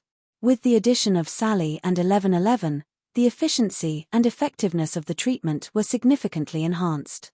The severely injured elves were prioritized for treatment in the underground cellar, while the less injured elves were led out of the underground cellar by Meg and the others. Phew! After returning to the surface, the elves were surrounded by darkness, and only the stars and moon in the sky were bright. However, after breathing in the fresh air and feeling the gentle autumn breeze, the elves who had regained their freedom couldn't help but heave a long sigh of relief. Many of them couldn't help but sob again.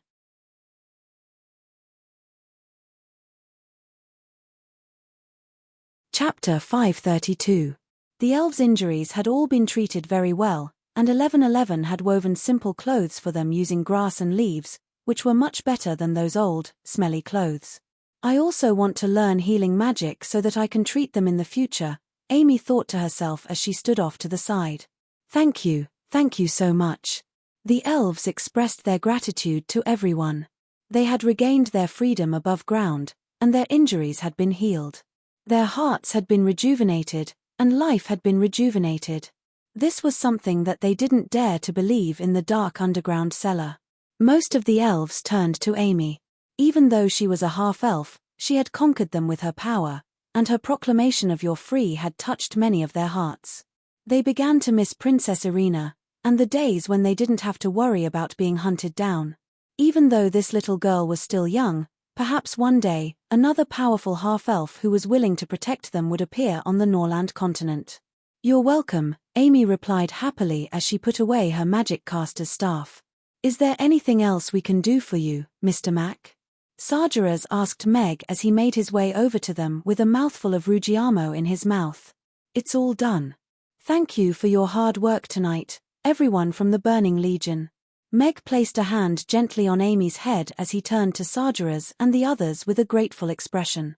He was very satisfied with the friendship that had been forged through Ruggiamo. "You're welcome, Mr. Mac. We're going back now. We still have a mission to complete tomorrow."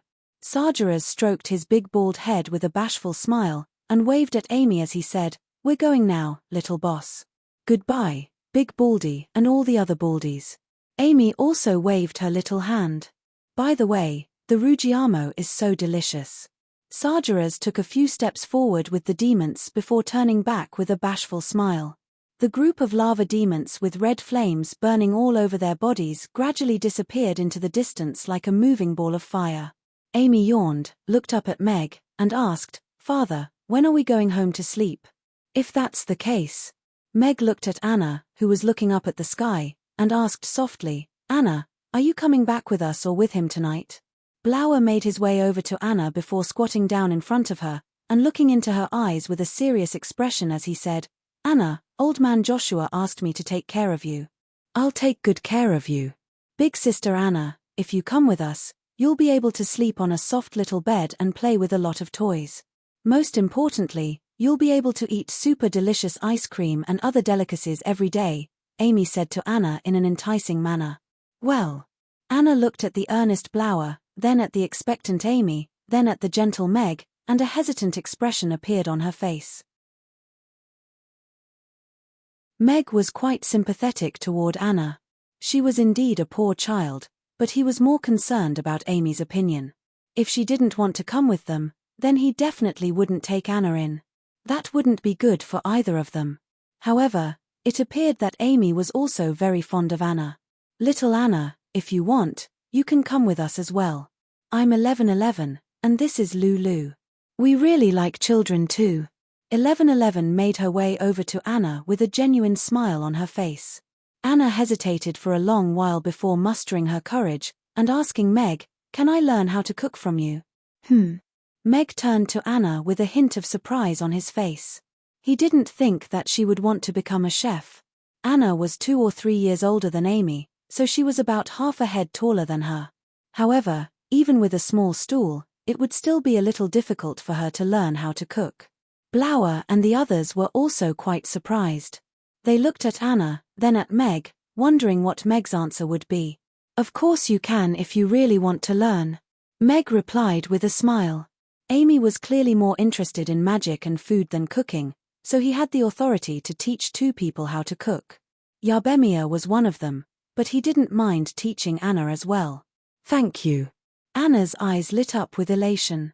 She turned to Blower, and asked, "If I come with you, can I still go to Amy's restaurant to learn how to cook?" Blower looked into Anna's expectant eyes, and hesitated momentarily before nodding as he said, "I'll be staying in Chaos City for a while. If you want to learn how to cook, I can bring you here every day." "All right, then I'll come with you. I trust in Grandpa's decision." Anna nodded at Blower. "What a pity." Amy was a little disappointed. She then turned to Anna, and asked, "Big sister Anna, if you learn how to cook in the future, can you cook for me?" Yes, of course." Anna nodded and said, "All right. In that case, we'll be able to see each other often."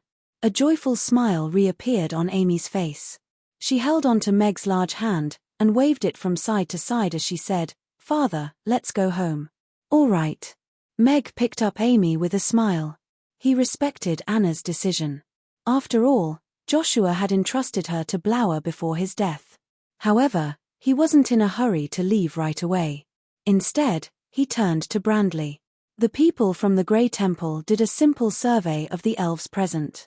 Due to the fact that the incident had taken place near Chaos City, some of the elves present were residents of Chaos City to begin with. As such, the Grey Temple was willing to provide shelter and basic necessities for these elves in Chaos City, as well as ensure their safety. If they wanted to join Chaos City, they could submit an application, and become residents of Chaos City after passing the vetting process. No elves made a decision on whether to join Chaos City on the spot, but no elves refused to go to Chaos City, either. After being imprisoned in that dark cellar for so long, they needed a safe place to rest, even if it was just a good night's sleep. After everything was settled, Meg carried Amy in his arms, and left with 1111, Lulu, and Sally. They rode their bicycles back to the restaurant, and by the time they reached the entrance of the restaurant, Amy had already fallen asleep on the backseat of the bicycle. What a kind and adorable little girl. Meg gently carried Amy down from the bicycle with a smile before placing her on her little bed upstairs. After washing up, he lay down on his bed and closed his eyes as he pushed open the door to the test field for the god of cookery. "System, I want to learn how to roast beef kebabs. Boss, our restaurant has been closed for 3 days, and we've been put on the Catering Association's list of dishonest customers. I'm afraid all of our customers have left. What do we do?" The employee looked at Ricky and the empty rotisserie with a concerned expression. It's all that damned boss's fault. If it weren't for him, our rotisserie wouldn't be in this state. From tomorrow onward, our rotisserie will be able to reopen for business. However, if we want to regain our popularity, we have to think of something else, Ricky said with an enraged expression as he slumped into a large chair. The employee's eyes lit up with anticipation as he turned to Ricky and asked, "Boss, could it be that you've already thought of something? We won't be able to make it onto the Aiden Square Food Competition Rankings Board, but didn't you say that their restaurant has been very popular recently? Let's go steal all of that popularity from them." Ricky chuckled coldly. "Steal? How are we supposed to do that, boss?" The employee was perplexed.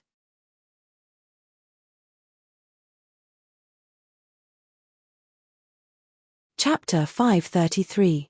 Is there something else you need? Outside the Elven embassy, Blower disembarked from his horse-drawn carriage and turned to Sally with a surprised expression. "Yes." Sally nodded with a cold expression. "Anna, you can go in with Grandpa Ingwe first.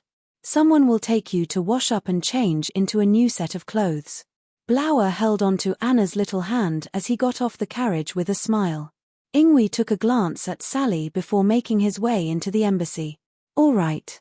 Anna nodded before extending a salute to Sally. She looked up at the majestic embassy before following behind Ingwe. "What is it?" Blower asked as he turned to Sally. Sally looked at the smiling Blower.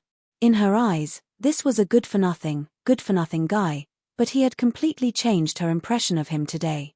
Regardless of whether it was his fearlessness in the face of Olaf or his anxiety during the search for a base, none of that was an act. He wanted to help the elves who were suffering on the Norland continent from the bottom of his heart. Sally was silent for a moment before asking, "Did you already know that something like this was happening? I don't know if you would believe me if I told you that I already knew when I was 10 years old." Blower looked at Sally with a guilty expression as he said, "When I was learning to ride a horse as a child, my horse servant was a lame elf. He was a silent middle-aged elf with a slave brand on his face. At the time, I took great pleasure in teasing him. I would whip him for the slightest thing, or force him to race with me while I was riding a horse. At the time, I didn't think that there was anything wrong with what I was doing. That's what all of the other elven family members think." "What happened after that?" Sally asked with clenched fists. "Later, his other leg was broken because of a small matter and he was thrown out of the back door. It was raining heavily that day. When I returned home after sneaking out to play, I happened to see him crying helplessly and desperately in the rain. I was a little scared and suddenly felt guilty. Then, I went up to him and asked him why he was crying. He stared at me for a long time before he suddenly calmed down and began to tell me his story. He had once participated in a war between species. Although he was only an ordinary elf warrior, he had personally slain the demons and beast men who had invaded the Wind Forest. After the war ended, he chose to leave the forest and travel the continent. However, 20 years ago, he was captured by the demons and beast men. One of his legs was broken and he became a slave of the Billy family. The same story happened to most elf slaves. After that, he looked at me calmly and pierced a long stone into his own heart." Blower's voice was very calm, but his tightly clenched fists were a little pale from overexertion. He looked up at Sally and said, "Do you know what the last thing he said to me was?" Sally pursed her lips in silence. "He said that the souls of elves are freedom. Without freedom, elves will die, and the elven race will be extinct." A wry smile appeared on Blower's face. The two of them stood on opposite sides of the street in silence. The moonlight shone down upon them, creating a cold and forlorn atmosphere. After a long silence, Sally turned to Blower and asked, "What's your plan?" "I want to return freedom to the elves. Not only do I want to protect the elves who are roaming the Norland continent, but I also want to protect the elves who are being oppressed in the Wind Forest. I want to protect those noble elves who have lost their souls under the influence of their families. Only in this way can the elven race be saved." Blower looked at Sally with an excited expression. He took a few steps forward and lowered his voice as he said, "Furthermore, if I'm not mistaken, The princess has been doing the same thing for the past few years. Back when she was traveling the continent, she wiped out all of the mercenary squads and held a lofty position in the hearts of the elves outside the forest. After staying in the forest for 3 years, the first thing she did was to kill Schubert and get the queen to abolish the slave law. If we want to completely change the system that has been in place in the Wind Forest for several decades, then all of the major families would definitely oppose us. If the princess were to do it on her own, she would most likely not be able to hold her own. Hence, my plan is to gather as many wandering elves as we can outside the forest, and at the same time, gain as much power as we can within the elven race. When the princess begins to oppose the system of the major families, we'll be able to support her and save the elven race. Blauer's breathing accelerated as a hint of fervor appeared in his eyes. Sally's eyes also lit up. She had been selected by Helena as a candidate for the princess, so she had her own judgment and understanding of the situation, as well as Blauer's plan. However, what she had experienced today had completely changed her mindset, and she was in complete agreement with Blauer's plan. I agree to maintain a closer relationship with you on the surface in order to garner more attention and support from the Billy family. However, your 2 brothers are already preparing to inherit the family, so it won't be easy for you to turn the tables on them. Furthermore, you're planning to stay in Chaos City for a long time. Sally looked at Blauer and thought for a moment before asking. Furthermore, the princess was able to gather so much support from all of the wandering elves 3 years ago as she was powerful enough that she didn't have to worry about being questioned by the people of the Wind Forest. If we want to gain power within the elven race and our family, then we definitely can't side with them openly, and we definitely can't become the dominant force. My 2 half-brothers are idiots who were born a few years too early. If I wanted to compete with them in the past, they wouldn't even have a chance. Now, all you have to do is nod your head, and I'm confident that I'll be on their side within half a year. Blauer shook his head with a nonchalant expression. However, his brows then furrowed as he said, "But you're right, we can only be the mastermind behind the scenes. We have to find a powerful elf who can garner the same level of fanaticism as the princess did back then." Blauer's voice abruptly trailed off, and both of their eyes lit up as they called out in unison. "Little boss, Amy." White light flashed, and Meg entered the familiar kitchen. At this moment, there was a long metal platform placed at the center of the kitchen, upon which a black cow that was close to 5 meters in length was tied up. It was glaring at Meg with its large eyes, and it suddenly began to struggle violently. The metal platform tremored violently, and a loud boom rang out as if it were about to jump off the platform.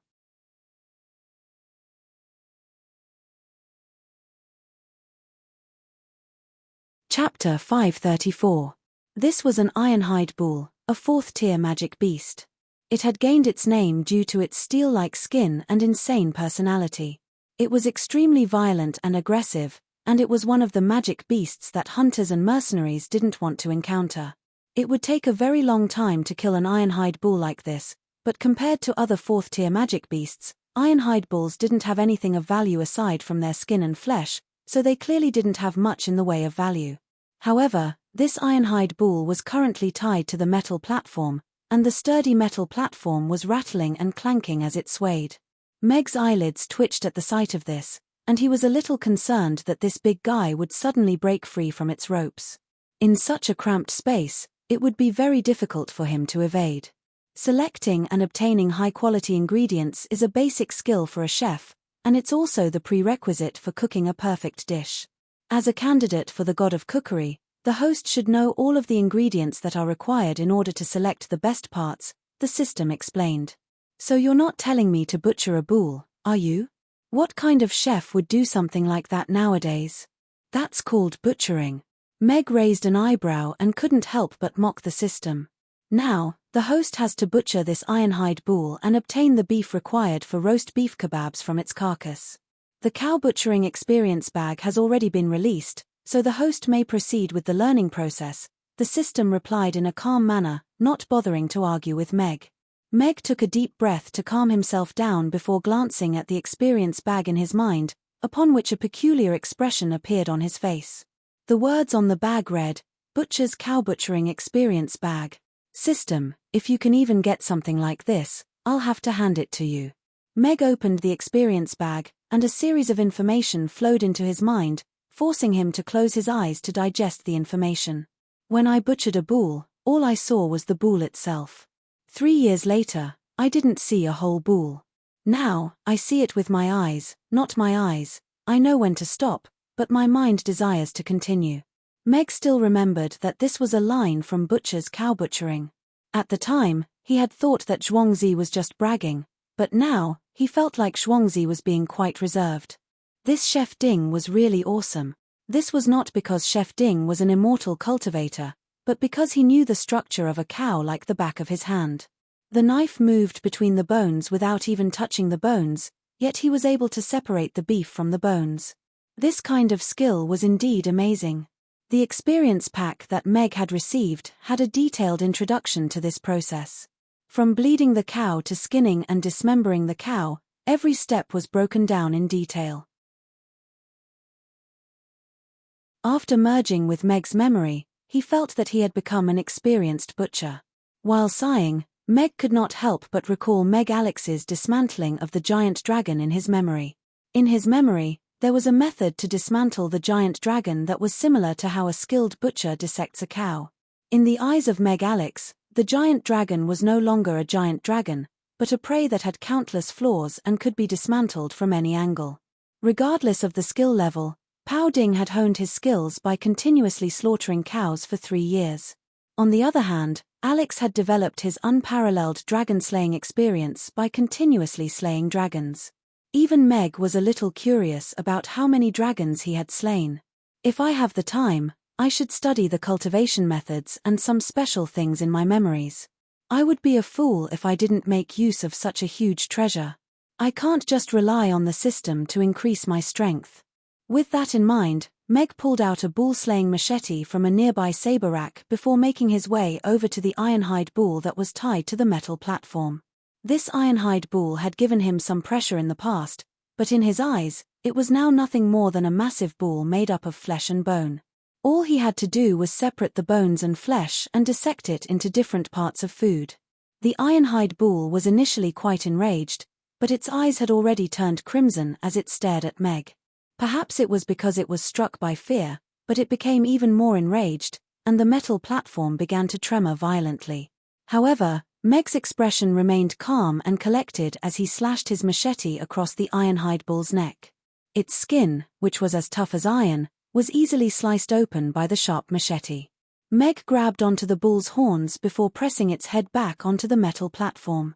Blood gushed into the blood trough on the platform, and the frantically struggling ironhide bull soon fell completely still. Meg then easily peeled off the entire bull's hide. Perhaps it was because he had been practicing his swordsmanship for a long time, but Meg's control over his machete was extremely high. Using the experience and memories he had of dissecting bulls, it took him less than half an hour to completely dissect the entire bull. During this process, the machete only came into contact with the bones a few times, and all of the bones were pieced together to form a new bull.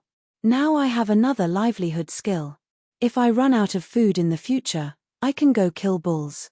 Meg put down his machete and nodded with satisfaction as he looked at the dissected pieces of beef on the metal platform.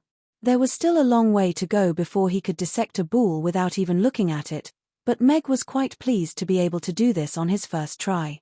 The ironhide bull was a 4th-tier magic beast, but the beef beneath its hide was extremely soft and springy. The texture of the beef was like a snowflake, and Meg's eyes gradually lit up. Meg was quite a fan of steak in his past life, so he knew all of the famous beef from all over the world like the back of his hand. The expensive Kobe beef from Japan was widely acknowledged to be of the highest quality, the Angus beef from Australia was raised on grains, and the Charolais beef from the Burgundy region of France was quite chewy. However, there was still a significant gap between those beef and the ironhide bull beef before him. Regardless of whether it was the color, texture, the ironhide bull beef was clearly superior. Regardless of how it would taste after being cooked, Meg was very much looking forward to it. That was the most important thing. The beef kebabs were made from beef from the top of the head, which was the meat from the back of the neck. The beef was located on the upper side of the neck, on either side of the ribcage, and in front of the ribcage. The meat from the top of the head was well proportioned, and the snowflake-like fat created a picturesque texture on the bright red beef.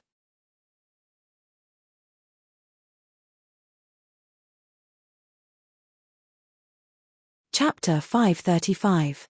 If top-grade beef is the backbone of a kebab, then an exceptional kebab sauce is the soul of a kebab. A top-grade kebab sauce can enhance the taste buds while also elevating the deliciousness of the beef to the extreme. The sauces created by all chefs are one in a million, and they are the key differentiator between kebab and other kebab. After Meg mastered the cow slaughtering technique and was able to slaughter an entire ironhide bull in an extremely short amount of time, the system's voice sounded again. Meg was in agreement with this.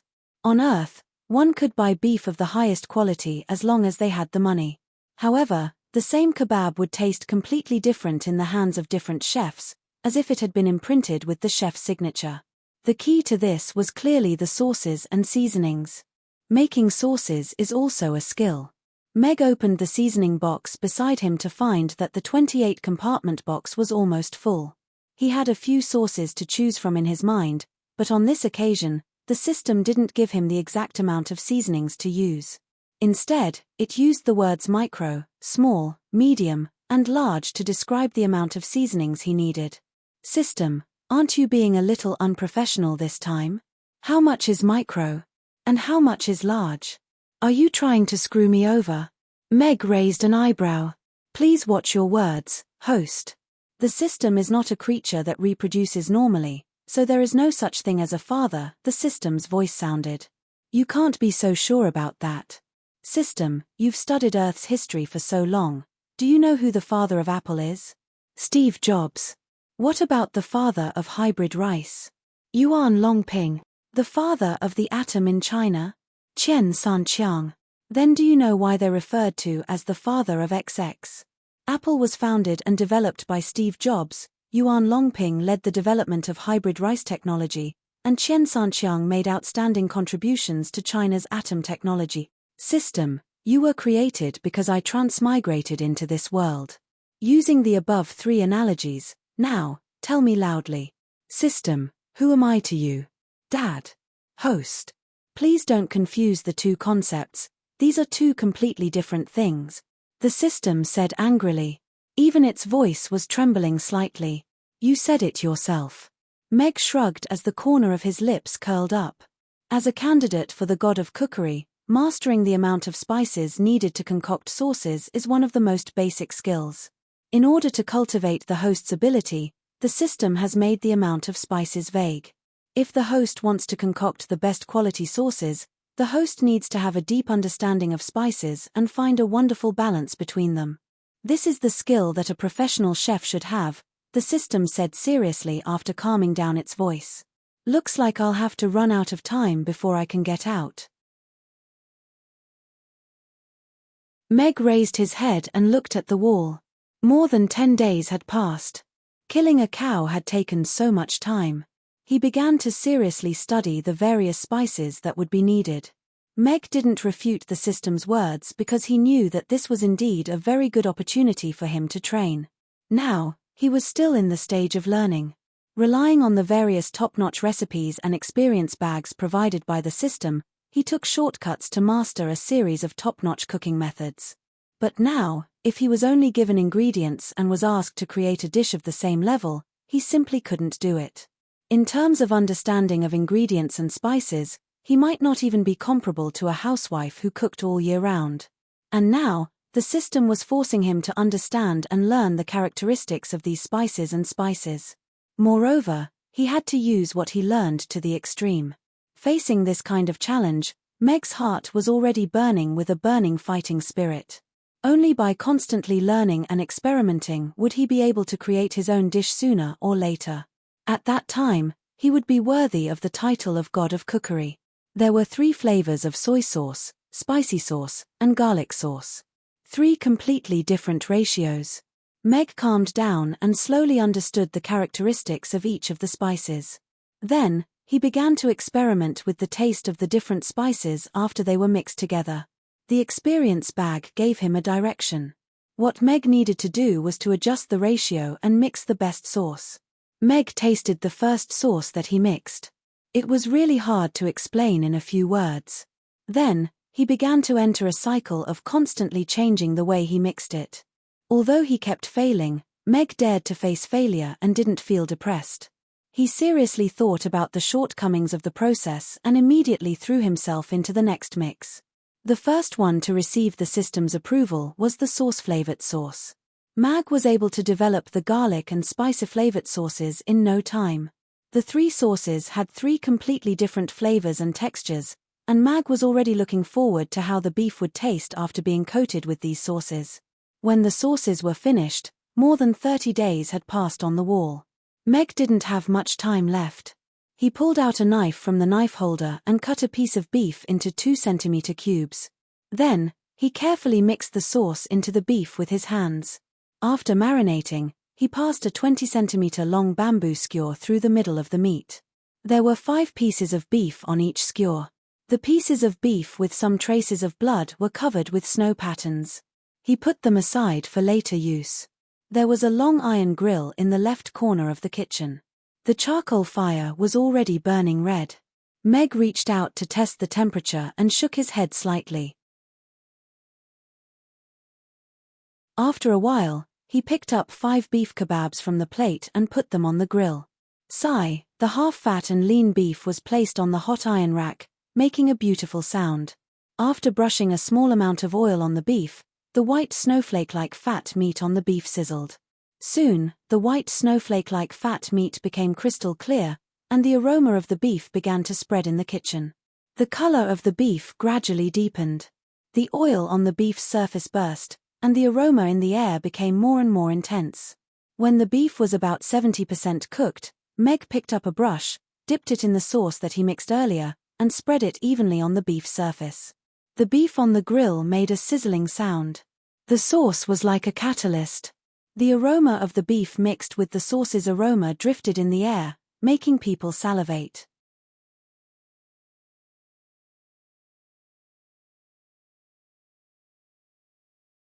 Chapter 536.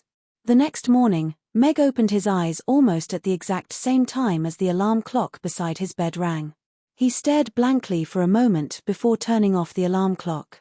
Just a second ago, he had received the system's approval for 3 different flavors of roast beef kebabs in the test field for the god of cookery, and the sun had risen as soon as he opened his eyes. This time, he had spent 100 days in the test field for the god of cookery before learning how to make roast beef kebabs. It was quite clear just how complex the process was, and every single step was a challenge for him. However, during these 100 days, Meg had also learned many things. He had improved his cooking skills, his understanding of spices and condiments, and his control of heat. He had mastered all of these aspects to the extreme, and it could be said that he had achieved many of his goals. I should be able to make a delicious roast beef kebab for Amy this morning as a surprise, right? Meg got up from the bed. Even though his body had been resting this entire time in the test field for the god of cookery, cooking roast beef kebabs for over 100 days in a row was still quite exhausting. He felt as if his mind would be filled with roast beef kebabs as soon as he closed his eyes. Ding! New mission: hunt down a mature ironhide bull within 24 hours, and obtain a portion of the bull's upper brain to be used as an ingredient for your first roast beef kebabs on the Norland continent. Punishment for mission failure: decrease of 1 strength point. Reward for mission success: all ingredients and kitchenware required for roast beef kebabs will be granted. Holy fuck. You're doing this again, system. How annoying. Now people are going to say that you don't have any fun missions, and that you're giving me repetitive missions with no creativity at all. Is this what a fucking system should do? Furthermore, as a god of cookery cultivation system, you don't let your chef cook at home. Instead, you send him out to hunt every day, catching pigs and cows. Can't you let me be a handsome man who cooks quietly? Mag complained with a roll of his eyes. The system was silent for a moment before replying. If the host can complete the mission within 12 hours, the reward will be upgraded. Aside from the ingredients and kitchenware required for roast beef kebabs, you'll also receive 0.5 strength point and a mooncake recipe. That's right. That's our dear and adorable system. Only our system can come up with such a fresh and adorable mission, Meg immediately got up from the bed and said while changing his clothes. His face wasn't red at all. What was a physical fitness point? It was light. That was the hope of humanity's progress. That was 250,000 gold coins. Of course, the last point was the most important. Going out and catching a bronze-skinned wild bull would give him 0.5 vitality points as a reward.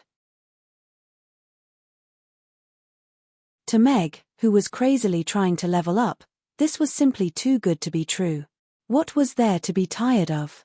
Catching a bronze-skinned wild bull was equivalent to earning. Although the system had yet to announce the price of the next strength point, with the system's nature, the previous strength point was already sold for 50,000 gold coins. It was impossible to buy this strength point from him without at least 100,000 gold coins. Furthermore, in addition to the physical fitness points, the system had also given him a mooncake recipe. He had promised Amy that he would make mooncakes for her on the night of the full moon tomorrow to celebrate the Mid-Autumn Festival. Now, everything was ready. As soon as the strength point mission was announced, Meg felt completely awake. He looked at Amy, who was lying on the bed beside him. The system solemnly warns the host that this mission requires the host to complete it alone. It is strictly prohibited to bring along any unconventional weapons, including your daughter, the system's solemn voice sounded. System, I would like to raise a serious objection to your words. Amy is the apple of my eye. She is my sweet little sweetheart. How can you describe her as an unconventional weapon? You are seriously misinterpreting my fatherly love. You are viciously harming my character and dignity. Therefore, in order to express my objection, I have decided to bring her along for an autumn outing, Meg said sternly. A series of ellipses silently floated past, full of the system's complex feelings. Meg whistled as he went downstairs. First, he made 2 servings of Youngju fried rice. Then, he went upstairs to wake Amy up and announced to her that he would be skipping school today to go on an autumn outing. Father, can we really skip school today and go on an autumn outing? Amy rubbed her sleepy eyes as she looked at Meg in surprise. Yes. Aside from the autumn outing, we have to go out to gather materials and catch a big cow. When we come back, Father will make delicious roast beef kebabs for you. Meg nodded with a smile. He found a simple pinkish-blue floral dress from the wardrobe and changed into it for Amy before taking her downstairs. Roast beef kebabs? Is that a lot of roast meat? Amy looked at Meg expectantly. Yes, Amy can eat as much as she wants. Meg nodded seriously and flashed a bright smile at Amy. Father, you are the best. Amy hugged Meg's leg happily. Then, she quickly picked up Ugly Duckling, which was still lazing around in bed, and shook it gently. Ugly Duckling, if you don't get up now, we're going to leave you alone at home. Ugly Duckling, which was still pretending to be asleep, immediately opened its eyes and looked at Amy with a hint of panic in its eyes. It shook its head and meowed. Then let's go together. Meg looked at Ugly Duckling with a smile. When they went out last night, Ugly Duckling was already asleep, and it wasn't convenient to carry it, so they left it at home to sleep. However, when they came back, this little guy was lying in front of the floor-to-ceiling window downstairs, looking out with an extremely aggrieved expression. Meow, meow. Ugly Duckling immediately cried happily. All right, then I'll take you, but you have to walk on your own later. You're not a baby anymore. Amy spoke to the aggrieved Ugly Duckling in her arms with a serious expression. She then spread open her arms toward Meg, and said, Father, I want to carry you. All right, Princess Amy. Meg turned around with a smile and extended his broad shoulders toward Amy. Thank you. Amy put down Ugly Duckling and bent her knees slightly before lying down on Meg's back with an elated smile. She looped her arms around his neck, and smiled as she said, Let's go. Meow, meow. Tilda Ugly Duckling was standing on the bed with an urgent look on its face. Meg then scooped it up in his arms, and carried Amy downstairs. After breakfast, Meg took out the leave request that he had written last time and pasted it on the door. While there were still no customers outside the restaurant, he rode his bicycle toward the mercenary union with Amy and Ugly Duckling. He had to find out where Ironhide bulls could be found near Chaos City. No way. Mr. Mac went out to gather ingredients again. Doesn't that mean I won't be able to eat delicious savory tofu pudding today? Outside Amy's, all of the customers heaved forlorn sighs upon seeing the leave request on the door.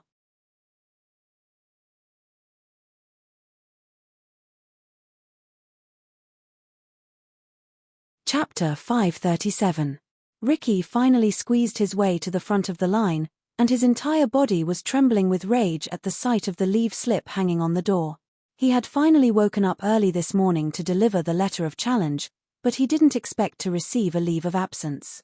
Therefore, the first thought that came to his mind was that Mag didn't dare to accept the challenge, and found an excuse to close his shop and lie low. He had absolute confidence in his roast meat. His rotisserie had been passed down for 3 generations in his family, and it was a well-known brand in Chaos City. Even if there weren't any rigged votes, his rotisserie would still be able to make it into the top 50 on the Aiden Square Food Competition Rankings board. Furthermore, he had come to Mammoth with such confidence, and he had prepared a trump card specifically to deal with Meg. However, he didn't think that his opponent would disappear before he could even unleash his fist. This was driving him crazy. Isn't that the owner of Ricky's rotisserie? I remember that during the Aiden Square Food Competition last month, he was constantly targeting Mammoth and accusing Mr. Mac of rigging the rankings board. In the end, the Catering Association announced that Ricky's rotisserie was the one that rigged the rankings board, and he was blacklisted by the Aiden Square Food Competition Rankings board. What's he doing here today? Harrison recognized Ricky with a perplexed look on his face. Many customers also turned to Ricky in unison upon hearing that. They were all wondering why this owner of Mammoth would dare to come here. Was he here to cause trouble again? I'm here today to challenge the owner of this restaurant. I want to have a fair cooking competition with him and see who's the king of roast meat in the Aiden Square. Ricky's face flushed red when he sensed the gazes and whispers directed at him. He raised his right hand high and said loudly, "Let's go. Ricky's rotisserie. Ricky's rotisserie." The employee yelled with his hand raised high into the air, echoing Ricky's declaration of challenge in a rather feeble manner. Mammoth doesn't sell roast meat, does it? Mr. Mac might not be an expert in roast meat, and has never claimed to be the king of roast meat. Is there something wrong with this guy's head? Yeah, isn't it too shameless to challenge Mr. Mac with a dish that he's best at? That's not necessarily true. Mr. Mac is a genius. I think there's nothing in this world that he can't cook. Even if it's barbecued meat, Mr. Mac's cooking will definitely be the best. The guests looked at Ricky and began to discuss among themselves. Some looked down on him, while others were full of confidence in Meg. I'll be back at noon today. I'd like to see how long that coward is going to hide, and whether he dares to accept my challenge. Ricky harumphed coldly before taking a disdainful glance at the customers at the entrance of the restaurant before slowly strolling away. At this moment, Meg had just emerged from the guild hall with Amy and Ugly Duckling. He was holding a map, and after examining it carefully for a while, he pulled out his bicycle from an alley and rode toward the southern city gate with the 2 little ones.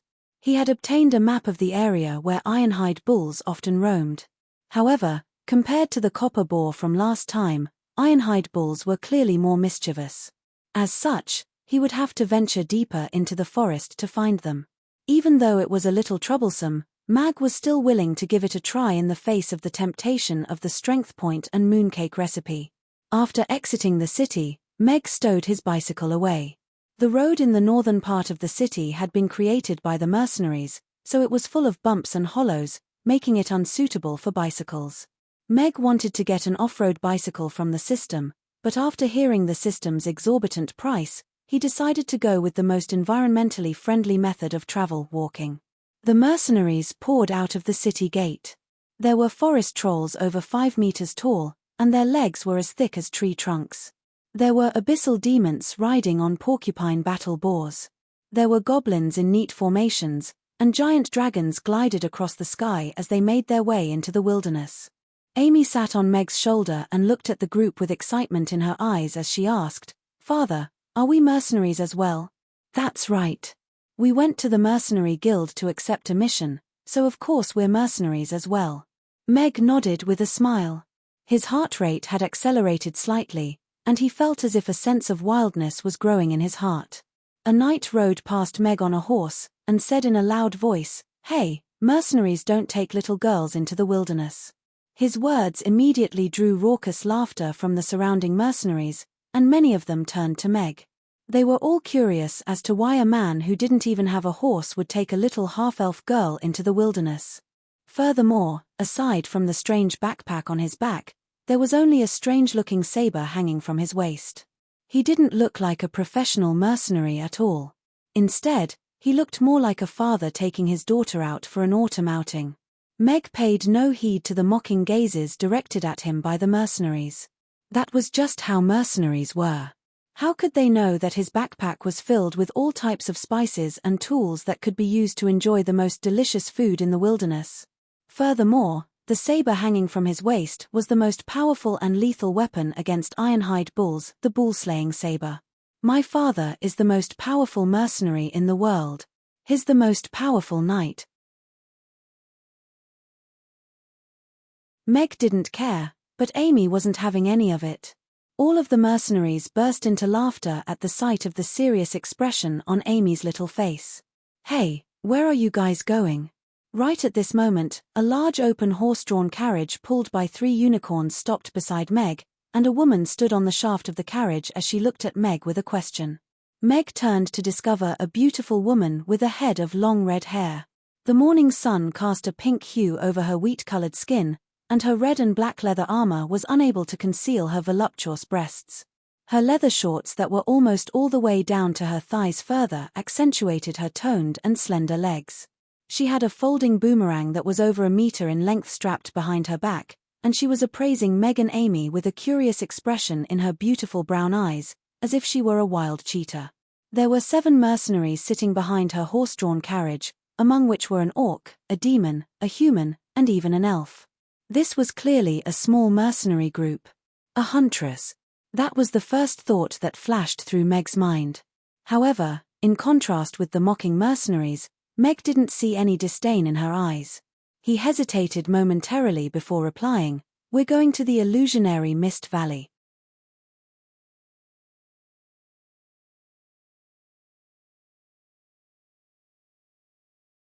Chapter 538. You're also going to the illusionary Mist Valley? Meg was also quite surprised to see this huntress with such a voluptuous figure. Her healthy, wheat-colored skin couldn't hide her gorgeous features, and she gave off a sense of explosive power. Judging from her tone, it seemed that their target was most likely the ironhide bulls as well. All of the mercenaries on the horse-drawn carriage were also appraising Mag and his daughter. They didn't know why their captain had suddenly stopped. Furthermore, this pair of father and daughter didn't appear to be out hunting for prey at all. Why would they run into the illusionary Mist Valley on foot? What kind of nonsense was that? "Hello, beautiful big sister huntress." Amy greeted Kywil in a polite manner, and her eyes lit up at the sight of Kywil. "What a beautiful big sister. That's right, we've accepted a mission to capture an ironhide bull." Kywil nodded before turning to Amy, and said, "Hello, little girl." Chiwil's eyes also lit up at the sight of Amy. What an adorable little girl. She had actually stopped the horse-drawn carriage precisely because of this little girl sitting on Meg's back. This made her recall some heartwarming memories. "What a coincidence, our target is also the ironhide bull," Meg said as he looked at Kywil. This little girl was quite straightforward, and she wasn't trying to hide anything at all. "Ironhide bull?" Peculiar expressions immediately appeared on the faces of the mercenaries on the carriage as they appraised Meg from head to toe. This was an ordinary-looking human. He didn't have a long sword strapped to his waist, nor did he look like a knight. He wasn't wearing a magician's robe, nor was he holding a wand. Yet, this guy was saying that he was going to hunt for an ironhide bull with a little half-elf girl on his back. One had to realize that their mission was to capture an ironhide bull, yet a customer had come to them and offered them a higher price than usual. This was why they were willing to take the risk. Ignorant. A young elf wearing a white mage robe sitting alone in a corner glanced at Meg and pursed his lips. He then turned his gaze to Kaiwil with undisguised adoration in his eyes. Chiwil's gaze shifted to Meg. He narrowed his eyes and looked into his eyes. Meg also looked into Chiwil's eyes with a calm expression. They were here to find the Ironhide bulls anyway, so there was no need for them to feel guilty at all. If you walk to the Miwu Valley, it will take at least half a day. If you don't feel crowded, you can get in the car. We will take you to the Miwu Valley on the way. Kaiwil looked at Meg and said. It had been a long time since he had seen someone with such clear eyes. His father had once said that a person with such clear eyes was not a bad person, because that was the window to a person's soul. Although Miwu Valley was dangerous, this was his choice. Moreover, from his gaze, it was clear that he had no intention of changing his mind, so she respected his choice. Are we taking them with us? Everyone else turned to Kaiwil with a hint of surprise in their eyes. Their mercenary group had never gone on missions with other mercenaries, especially when they had the same goal. Kaiwil, I don't think that's a good idea. The Ironhide bulls are very dangerous targets, and even our Rose mercenary squad doesn't have absolute confidence in being able to capture them. If we take 2 burdens with us, we'll have to divert some of our attention to protect them during battle. That's not a good idea for us. The elf stood up and looked at Kaiwil. He then turned to Meg and said in a cold voice, also, if some people have any self-awareness, they should know what they can and can't do. The other mercenaries also nodded upon hearing this. Evan's words weren't very pleasant to hear, but they weren't completely unreasonable. Mercenaries lived their lives on the line every day, and every mission was chosen based on the strength of the mercenary group. If they had to divert their attention to protect 2 people who couldn't protect themselves, then the mission could fail. In fact, some of the members might even have to pay a heavy price. We're not burdens. Amy's father is super powerful. Amy turned to Evan with an indignant expression. Even though they were all elves, for some reason, Big Sister Aisha and Big Brother Blower looked a lot more comfortable than this guy. Evan, don't judge someone you don't know. A hint of displeasure flashed through Chiwil's eyes as he turned to Evan. As the only battle magic caster in the mercenary group, and an ice magic caster who was close to becoming an intermediate magic caster, Evan's combat prowess was second only to hers. Furthermore, ever since he joined the mercenary group 3 months ago, the mercenary group had indeed become a lot more powerful. He had played a vital role in many of their missions, and the mercenary group had also been able to choose missions with higher rewards. However, Kaiwil knew why Evan had chosen their Rose mercenary squad instead of a more powerful mercenary group. He had expressed his love for her on many occasions, only to be rejected by her. He wasn't a very magnanimous person, and regardless of whether her husband was powerful or not, he was at least a kind and magnanimous person. Kaiwil, Evan's brows furrowed. He didn't think that Kaiwil would speak to him like this for a guy he had only just met. Meg looked at Kaiwil with a smile as he cut off Evan, and said, if you can hitch a ride with me, then I'd be happy to oblige. If it took half a day to get to the illusionary Mist Valley, it would be quite a difficult journey, and even if he found the Ironhide bull, it would be quite troublesome to get it back. Even if he returned empty-handed, he would have to wait until midnight before he could get back to Chaos City. The wilderness at night was much more dangerous than it already was. It was clearly a good idea to hitch a ride with them. This small mercenary group clearly wasn't very powerful, and the fact that the Ironhide bull was their target indicated that the average power level of these mercenaries was below the 4th tier. However, they should be able to protect themselves in the wilderness. As for that elf who had developed an inexplicable sense of hostility toward him, he didn't pay him any heed. He had seen many people who had lost their minds over women in his past life, and he had 1,000 different ways to deal with them. Let's get on the carriage. Seeing as we have the same target, we'll split up after we reach the illusionary Mist Valley. Kaiwil nodded as he looked at Meg. Meg's straightforward attitude made him seem like a true mercenary. However, she also had to consider the feelings of her mercenary group members. As the group leader, she knew what she should do and what she shouldn't do. Thank you. Meg smiled as he carried Amy onto the horse-drawn carriage.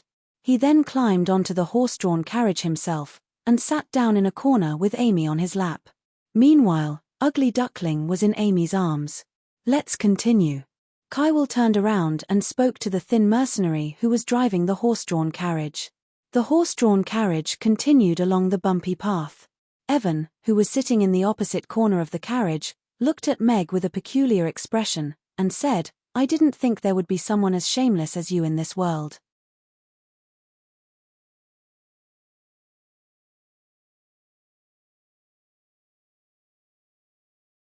Chapter 539. The playful expression on Evan's face instantly froze. His eyebrows trembled slightly as if he was trying to suppress his emotions. If he were to get angry at a little girl, it would be even more difficult to capture Chewell's heart. During this period of time, he had also somewhat figured out some of Chewell's preferences. All the mercenaries immediately roared with laughter. They didn't have much of a good impression of Evan, who thought highly of himself and always had a smug expression. Since Kywell had already allowed Meg and his daughter to board the carriage, and they would be separated once they reached the illusionary Mist Valley, they naturally didn't have any hostility towards him. Furthermore, this little girl was indeed adorable. She had the ability to choke Evan to death with a single sentence. "Little girl, do you think you can speak to Master Evan like that? He's a powerful third-tier ice magic caster, and he's also a spatial magic caster. I demand that you apologize to Master Evan immediately." At this moment, a young girl sitting not far away from Evan suddenly stood up and looked angrily at Amy. Meg looked up. The young girl was about 17 or 18 years old. She was wearing a blue and white dress. Her appearance was ordinary, and there was a white magic wand hanging from her waist.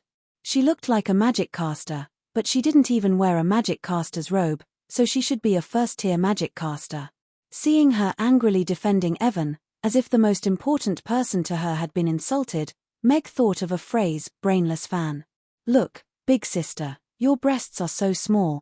Amy looked at Eva with a surprised expression. She even pointed at her chest with her little finger and said, "It's like there's nothing there." Everyone's gaze followed Amy's little finger. Sure enough, it was flat as if it had been washed clean. They couldn't help but nod in agreement. You. Eva's expression suddenly changed.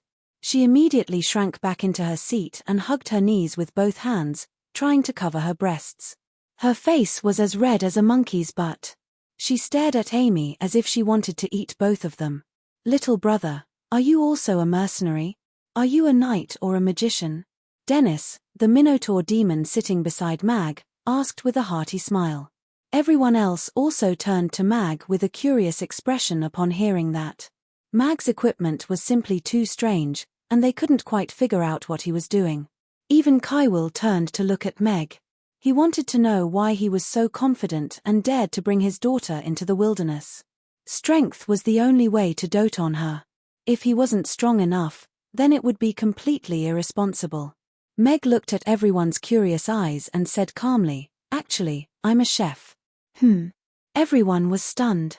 Looking at Meg, they felt as if they had misheard something. "My father's cooking is super delicious," Remi chimed in with a proud expression on her little face. Chef? Then why are you looking for an ironhide bull?" Dennis stared at Meg with wide eyes. He had thought that he had misheard, but judging from the proud tone in Amy's voice, it appeared that he hadn't misheard. However, he was still looking at Meg with a surprised expression. All of the other mercenaries also wore similar expressions. In fact, they even felt that this was a little absurd. They were a group of battle-hardened mercenaries, yet they were sitting in the same carriage as a chef. Furthermore, they were heading toward the same destination. A chef? Kywell looked at Meg with slightly furrowed brows. He had thought that Meg was a rational and wise man, but if he really was just a chef who had brought his daughter into this perilous wilderness, then he definitely wouldn't be a good father. Or perhaps he didn't even know what a fourth-tier magic beast entailed. "The restaurant is preparing to release a new dish that requires ironhide bull meat, so I went out to procure the ingredients." Meg replied with an honest expression. A mercenary who didn't know how to cook wasn't a good chef. Furthermore, in terms of aptitude, he had the dragon-slaying tutorial that Meg Alex had left behind in his mind. It wasn't that he was looking down on everyone present, But they were all trash when it came to hunting. What a strange way of thinking. But do you know that an ironhide bull is a 4th-tier magic beast? Even I don't dare to face that big guy head-on. When it runs, it can easily crash through trees that are as thick as 3 or 4 people's arms. Its skin is as tough as steel, and even a 3rd-tier knight's full-force sword strike can only leave a shallow wound on its body. You don't even have a sword, are you, planning to engage it in a melee battle? Scott asked as he looked at Meg with a long sword hanging from his waist. He was beginning to feel that this guy didn't seem to understand what he was going to face in the illusionary Mist Valley. I actually have a weapon with me, it's a bull-slaying knife. Meg pointed at the bull-slaying knife in a black scabbard hanging from his waist. All of the mercenaries' expressions became even more peculiar as they stared at Meg as if he were a freak. They had been mercenaries for half of their lives, but they had never heard of a mercenary bringing a bull-slaying knife with him on a mission. Kywell was also feeling a little conflicted. He was wondering if he should toss this clueless guy away and tell him to hurry back to Chaos City with his daughter. What was a chef doing here? A chef like you dares to come to the wilderness to seek death? Let me see what your bull-slaying knife looks like. Let me see if it can cut through trees. Evan looked at Meg with a mocking expression before extending his right hand toward Meg. A burst of icy blue light appeared in Evan's hand, and the bull-slaying knife hanging from Meg's waist immediately began to tremble. The leather scabbard opened with a pop, and a brownish-black bull-slaying knife flew out of the scabbard amid a flash of cold light. All of the mercenaries became rather nervous upon seeing this. Stealing someone's weapon was a taboo among mercenaries. To mercenaries, weapons were their most loyal partners. If such a situation occurred between 2 mercenaries, it was very likely that a duel would break out. Kywell was also a little displeased to see this. Evan's way of doing things was just as detestable as ever. However, he also wanted Meg to understand the dangers of the wilderness so that he could take his daughter back with him, so he didn't stop him. You can take a look, but you have to hold it tight. This knife is very fast. Meg smiled as he flicked a finger at the bull-slaying knife flying toward Evan. Ding! The bull-slaying knife, which was flying steadily toward Evan's hand, suddenly sped up, and spun toward Evan's crotch at an incredible speed. No.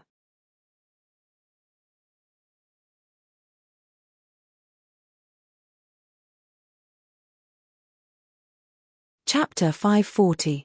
Ding! The bull-slaying knife was nailed to the wooden plank right in the middle of Evan's crotch, along with his pants and magician's robe. The hilt of the knife was trembling slightly, and the cold gleam of the blade made all of the men present subconsciously clamp their legs together. The pale-faced Evan felt a chill run down his crotch. In that instant, he thought he was going to bid farewell to his identity as a male elf. The sharp blade was less than an inch away from his crotch, and his heart almost stopped beating. It was clearly just an ordinary bull-slaying knife, but it seemed to be imbued with a needle-like aura. Every time the handle of the knife swayed slightly, he felt as if his heart and nerves were under pressure. He pressed his hands against the side of the carriage and jumped up, trying to get as far away from that terrifying knife as possible. Rip!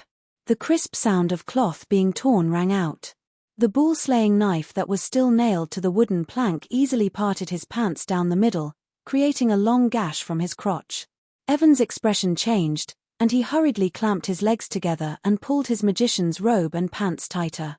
His face immediately flushed red, and he was as embarrassed as a monkey that had been caught stealing food. His previous arrogance had completely disappeared. The mercenaries all had strange expressions on their faces upon seeing this. They wanted to laugh, but they had to hold it in. Some of them had already started pinching their own thighs. Looks like he's not just a simple chef. Kywell glanced at Meg with a hint of surprise, and then silently turned his head away with a smile on his face. Meg's flick of his finger had completely changed the trajectory of the bull-slaying knife. Even though he didn't know if it was a coincidence or if he had done it on purpose, it was enough to teach Evan a lesson. Eva looked at Evan, who was clamping his legs together, and her face immediately blushed. She hurriedly got up and rummaged through her bag as she said, "Don't worry, Magician Evan, I brought a dress. I'll get it for you right away. My pants are torn, and I'm a male elf wearing a flowery dress, And I'm embarrassed, Amy sang in a mellow voice with a joyful smile on her face. Ha ha ha. The mercenaries, who were holding back their laughter, couldn't hold it in anymore and burst into laughter. This little girl was really too cute, and her little mouth was a little too powerful. Evan's face turned even redder.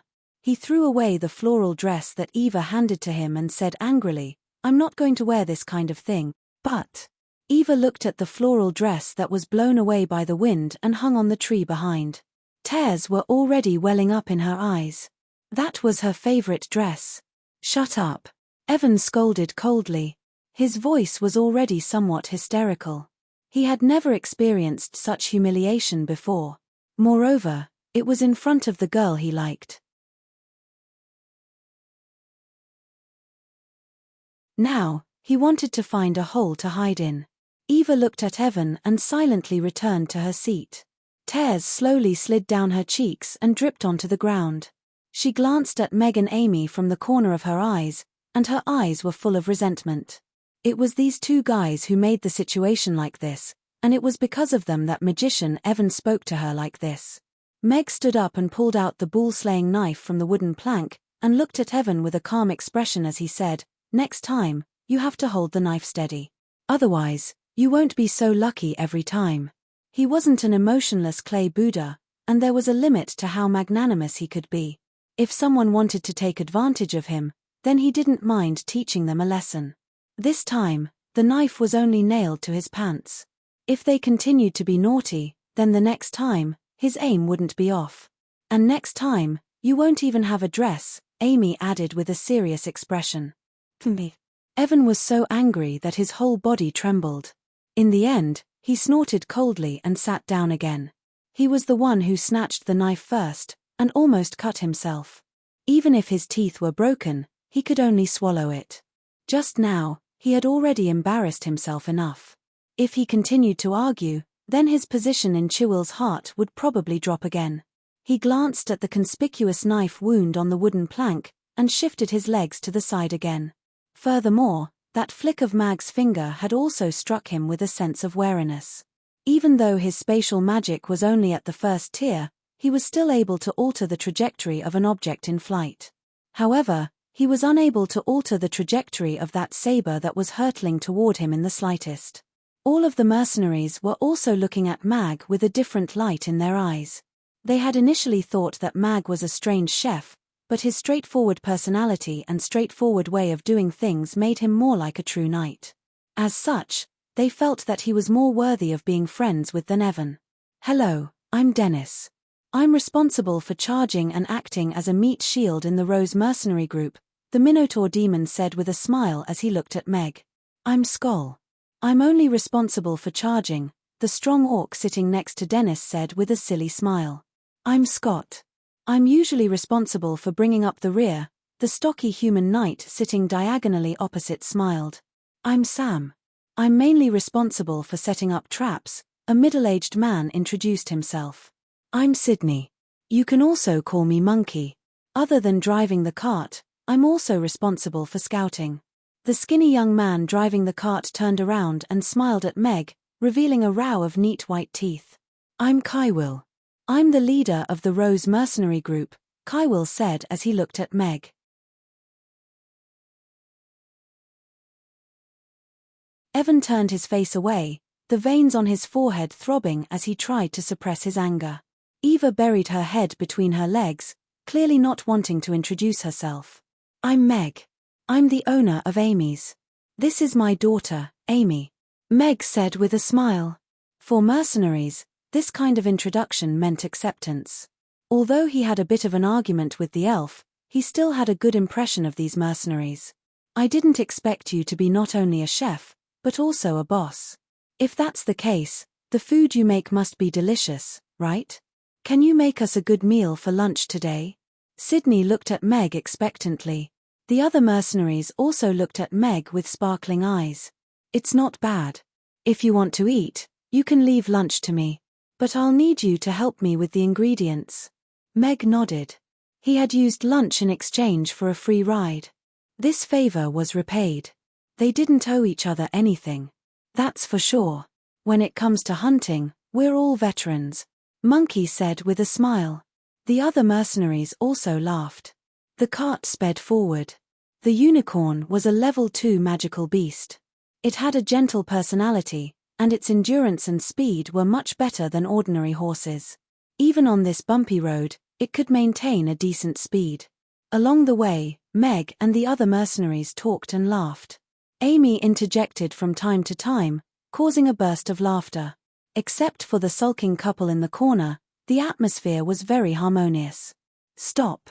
Prepare for battle. You're tuning in to the Dreamy Chapters YouTube channel. We're so grateful for your support, and don't forget to subscribe to join us on this incredible journey through captivating stories. Your generosity through donations truly makes a world of difference, as it's the primary source of revenue that allows me to expand and enhance this channel for you. Thank you from the bottom of my heart for being a part of this adventure.